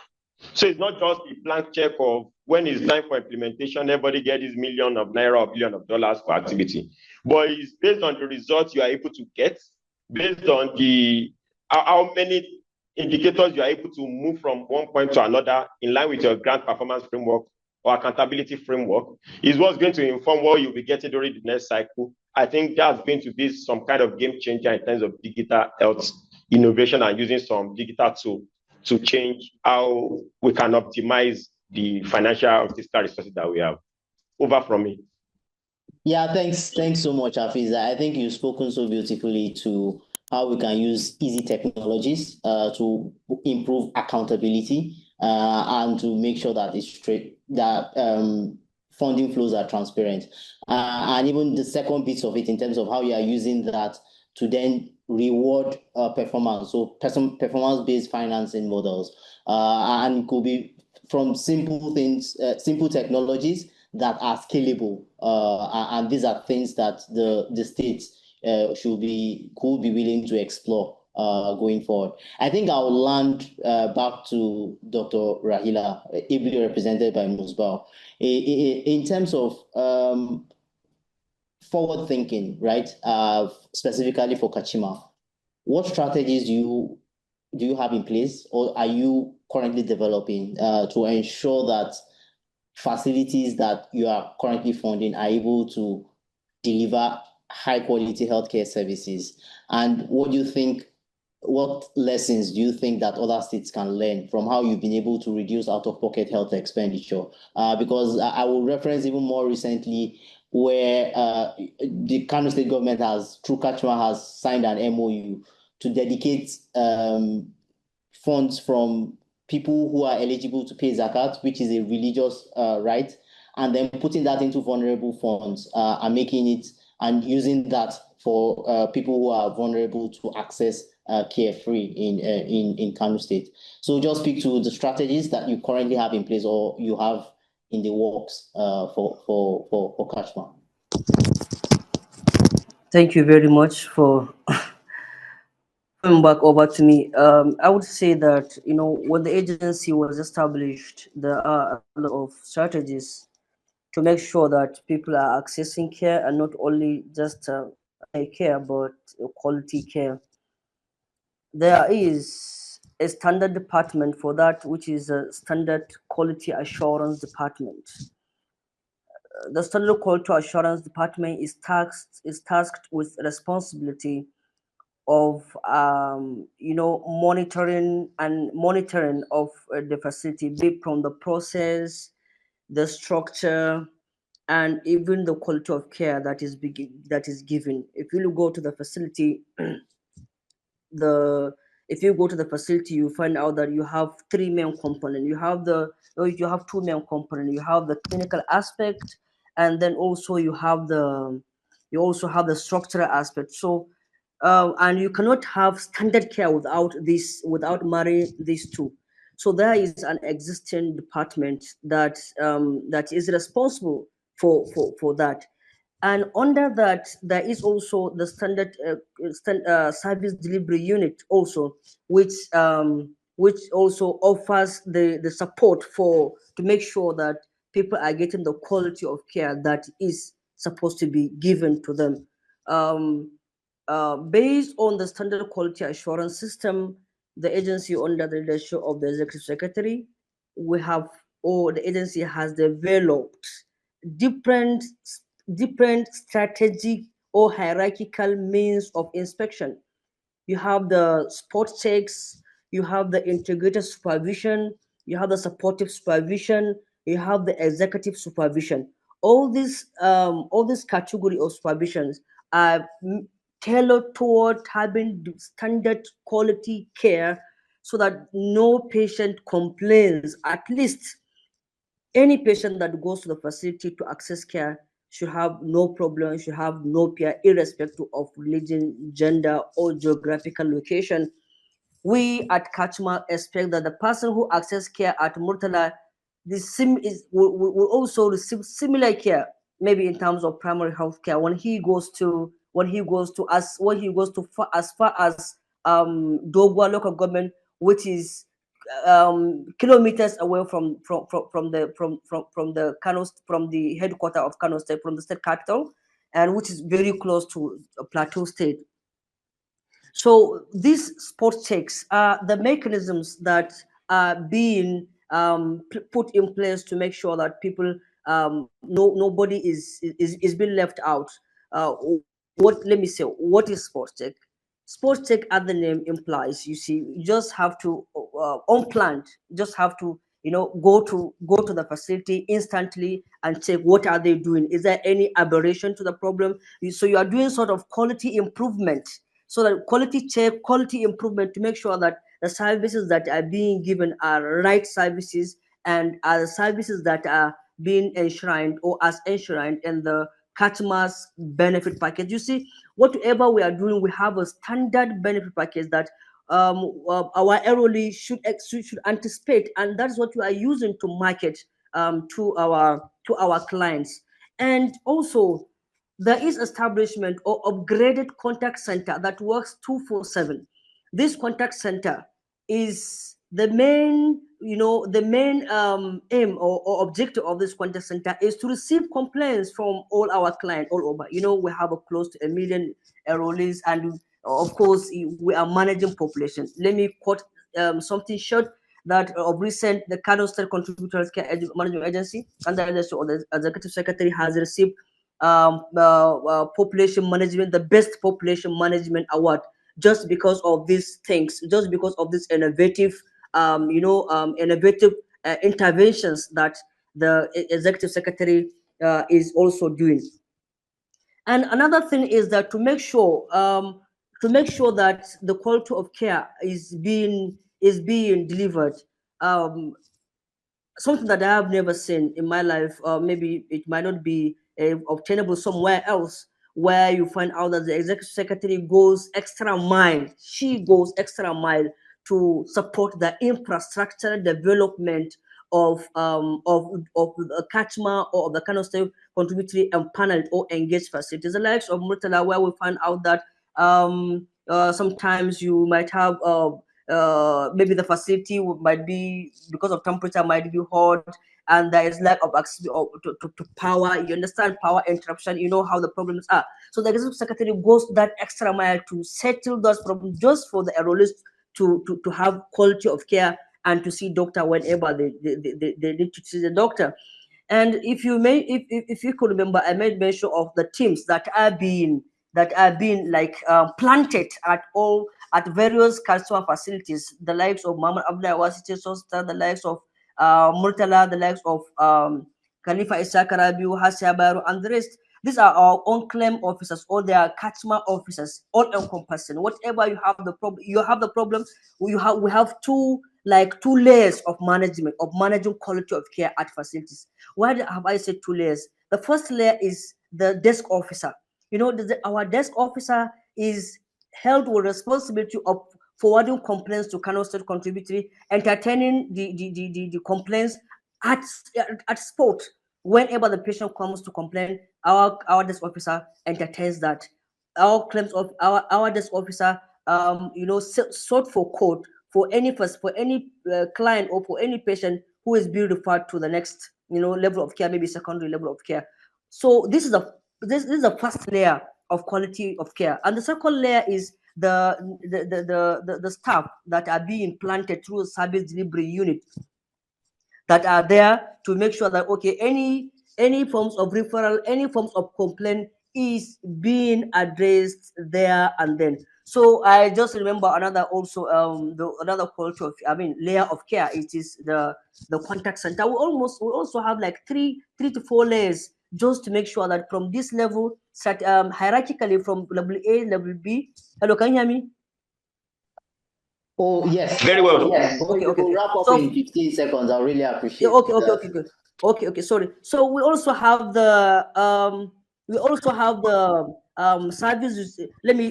It is worthy of note that the agency has established or is digitizing the 484 facilities and the secondary facilities. You know, we have almost digitized close to 250, close to 220 to 250 facilities, just to make sure that these facilities, their activity is being visualized. And we are not doing this in syndicate. We are harmonizing, or we are working hand in hand with primary healthcare services to make sure that they are seeing what we are doing, just to have something that is not fragmented approach, that sort of consolidated approach to care to our clients.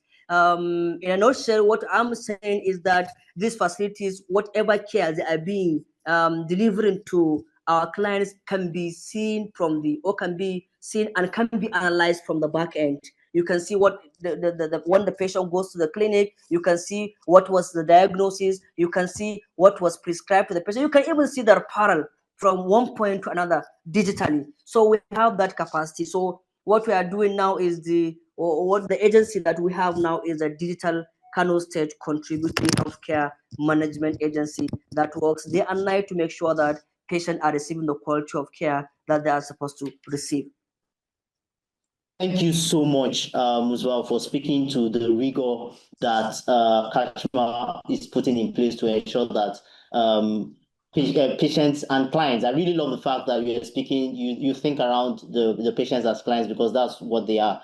And I think that as government, we need to start thinking about the population as clients, who we have a business obligation to fulfill some commitments. So I'm really glad that you've been able to spotlight how Kano does that, specifically through the use of desk officers and some service delivery compliance agents. So I see that the chat box and the Q&A sections are really raging with questions. Unfortunately, we will not be able to go through all of them. If I do not pick your question, it's not because I do not like you, but I'm going to do a random selection of questions, while for the other questions, we will send them to all of the panelists and have them responded to and share via email before the end of the week. So now randomly selecting questions. There's one specifically to Prof. Rayyan, and it's really around your comments that you're really a big fan of using VAT as a way of pooling resources. And the question is that, will VAT really work in a country where most people work in the informal sector and do not pay taxes on their income? One, we all know that most of us Nigerians live below the poverty line, right? So our purchasing power is quite low. And so if you proportion are not able to purchase and which these taxes are coming from.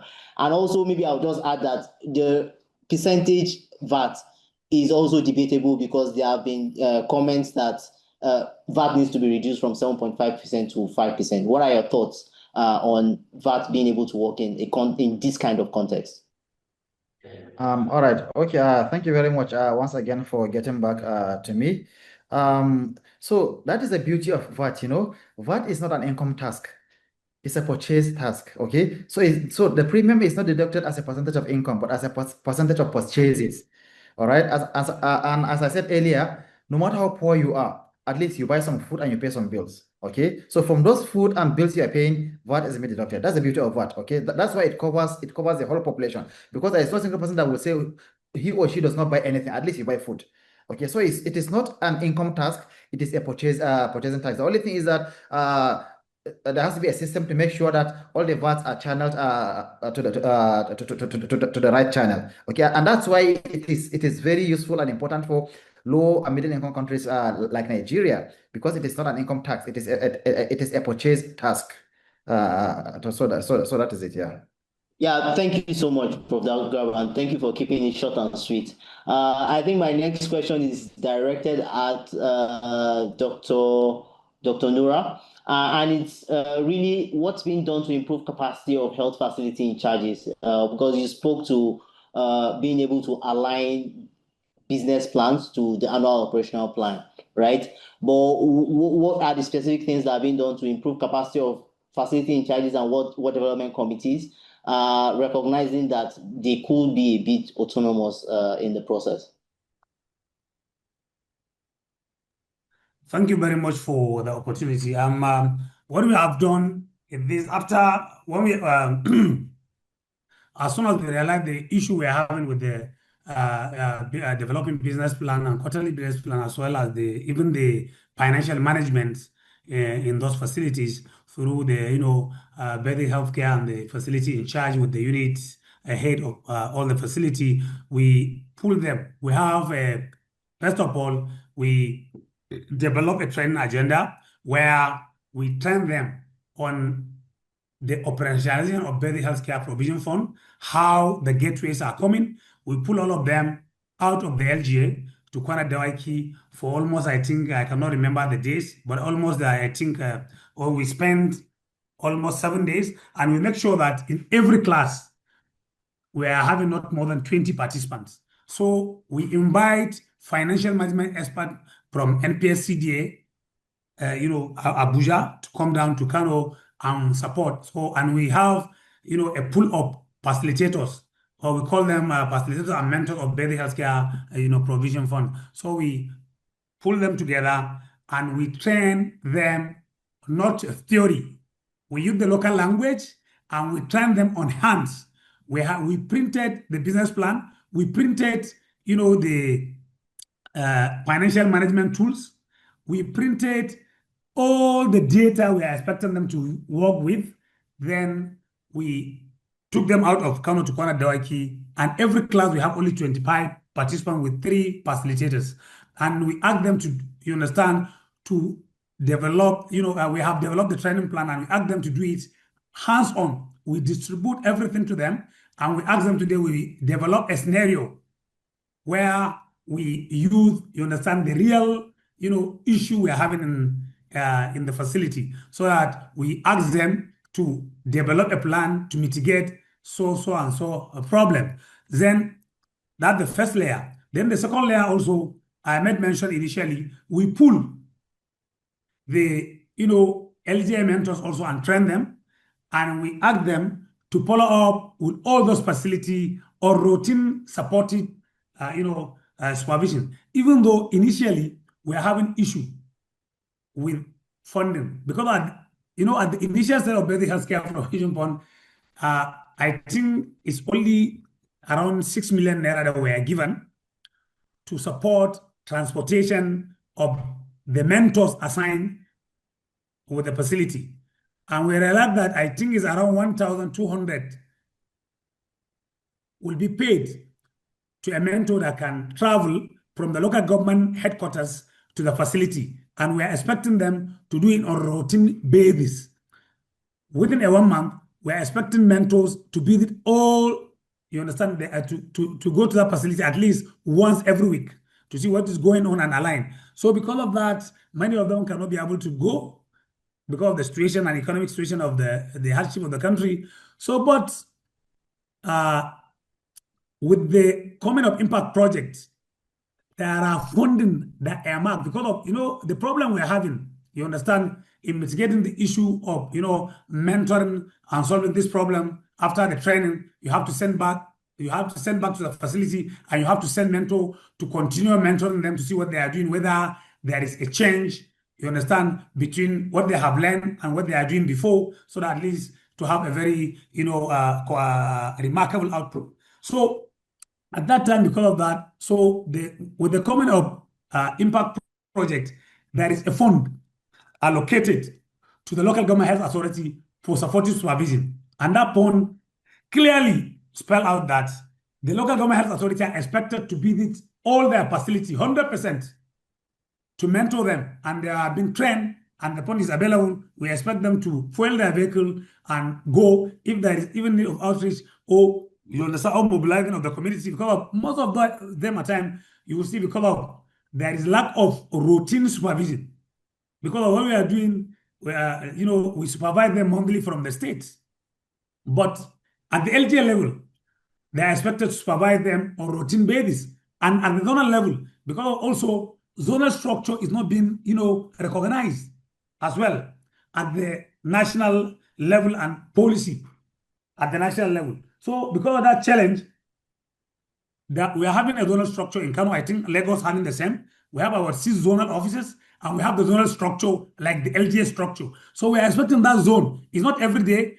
It's not easy for the PIU unit of the Baby Healthcare Provision Fund or the Kashmir to all of us to go down to the facility every day, because we're having a lot of activities at the state level. Then if you're having a zonal structure, you go to the zone, so the zonal structure will be settled with the responsibility of monitoring and supporting them so that they can be able to do what they have learned. So the zonal structure also, they are, you understand, being supported through impact also with the supportive supervision funds that they can be able to fill their vehicles, you understand, provide some stationery that are expected to go to those facilities and see what they are doing. If there is a capacity gap, they build their capacity here and there and mentor them from morning till evening to make sure that what they are doing right. If there is issue, they solve it here and there and then before the state team went there for supportive supervision or executive supervision or whatever supervision at that level.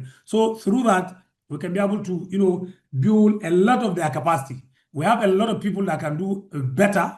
And I know if Afeez can, there are even facilities in charge through one project of ISS, through Calculator's initiative. They even got an award because of what they are doing, despite the fact of the quality of care they are providing. You understand, the way they go to the communities and mobilize them to come and access service. Because of before then, the enrollee doesn't know, you understand, they have been enrolled in a facility. But with this, capacity building, continuous capacity building and mentoring, this, community members are aware of the existence of, Baby Healthcare Provision Fund, and is zero out of pocket expenditure, because I'm not expected to pay even the 10% that you are expected to pay in the formal sector. This one is 100%, and they're aware, and they're assessing care, and there is a lot of, improvement. Thank you so much, Dr. Nura, for speaking to very specifically and broadly to the capacity building initiatives from Kano State, and also the way that you are able to supervise what the folks at the ward level are doing, and also to help support them to be able to implement their roles. And I think just to wrap up the panel session, I will just I'll speak to, thanks, Prof. Rayyan, for bringing the context to the problem, first from a global perspective, and then down to a national perspective, and then highlighted how Kano is representative of that problem. And esteemed panel of our esteemed panelists have spoken to how Kano State, as an example, has improved enrollment, the challenges that it is ongoing, that is ongoing in the state, but also the innovations that they've been able to implement at the state level and lessons that they've learned along their journey are useful for other states to learn.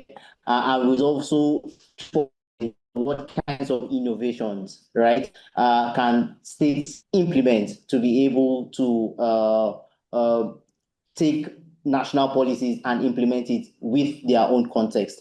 I think I will appoint Afeez to speak on behalf on top of all of the moderators to say that to the listening audience, if you had a 30-second message to pass to all of them for the audience to take home, what will that be?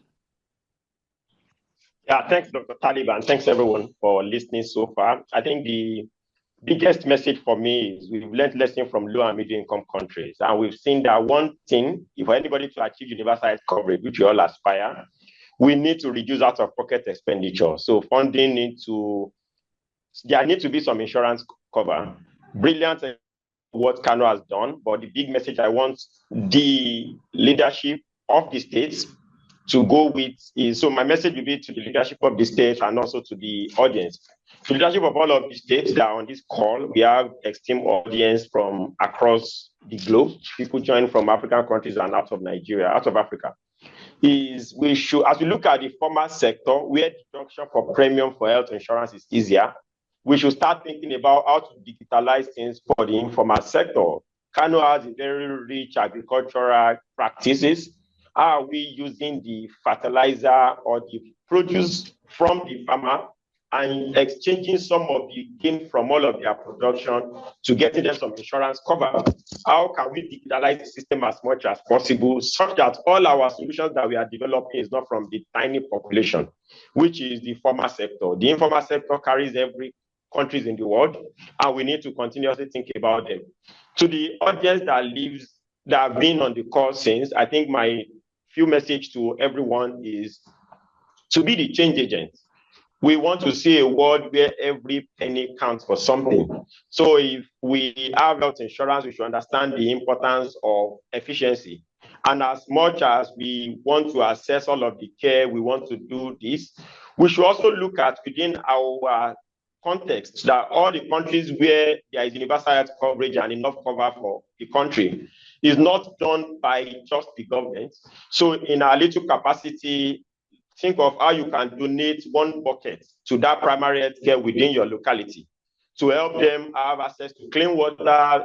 Think of how you can get hand sanitizer, hand wash to those facilities around you. Because when we say health financing, we should understand it's not just in the context of government. That's why we did not say state level experience, we say sub-national level. Every one of us can contribute immensely for that. If you are a medical student and during your holiday, you are going to that PhD in your community to just provide some encouragement and support and ad hoc support to the doctors and nurses on at your PhD to just help them pick things and pass to them. As you are gaining knowledge, you are also helping to bridge human resource for health gap, which is a part of health financing. I think that's my message to all of the audience here, to contribute to our quota and to see achieving universal health coverage as a responsibility of everyone and not just a specific government role, because countries that have advanced, that has been the corporate social responsibility bit of things. So digitalization on the part of enrolling informal sector, bringing creative solutions, looking at how we could actually get people to be on board with all of the health insurance coverage to increase enrollment rates, and for all the audience for us to participate actively in contributing our quota to develop and accelerating the achievement of universal health coverage. I think those would be the messages from me, and I hope we take those home and see how we can build the country that we need, the continent that we need, and the world that we need. Over and out from me. Thank you, Dr. Taliban. Over to you. Yeah, thanks so much. I think it's a very beautiful place to land for myself personally and for the audience as well. I want to thank you all for persevering with me so far through this engaging conversation. And to say that the conversation doesn't end here, right? As I previously alluded to, We'll send responses to the questions that we're unfortunately not able to answer during the webinar. We also have the social media platforms for you to keep engaging, and also look us up, ask questions, and keep the conversation going. Thank you so much, and back to you, Victory. Thank you so much to everyone, to our speakers, our esteemed speakers. I have like 3 pages of notes here. So much has been shared today, and I'm really, really grateful. And to everyone that has been with us up until now, you guys are the real, what do the young people say now? MVPs. Thank you so much for the session. So we have just a few questions that we want you to help us answer within 1 minute. Help us fill the feedback form to let us know so that we can have better webinar experiences next time. And I hope that as we are living here today, we are going back with something that we've all learned. And at our different capacities, we are going to be able to utilize this. So we look forward to continuing this dialogue. We're going to be having more webinar sessions. Please, please look forward to this and join us. Thank you so much. The webinar poll is going to be on the screen for at least another minute or two. So please do well to fill it before you drop out of the call. Thank you so much for joining us. Thank you so much to all our esteemed panelists. And thank you so much to the audience. Do have a beautiful evening. Bye.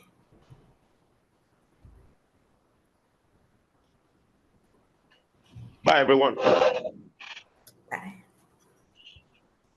Step off my video.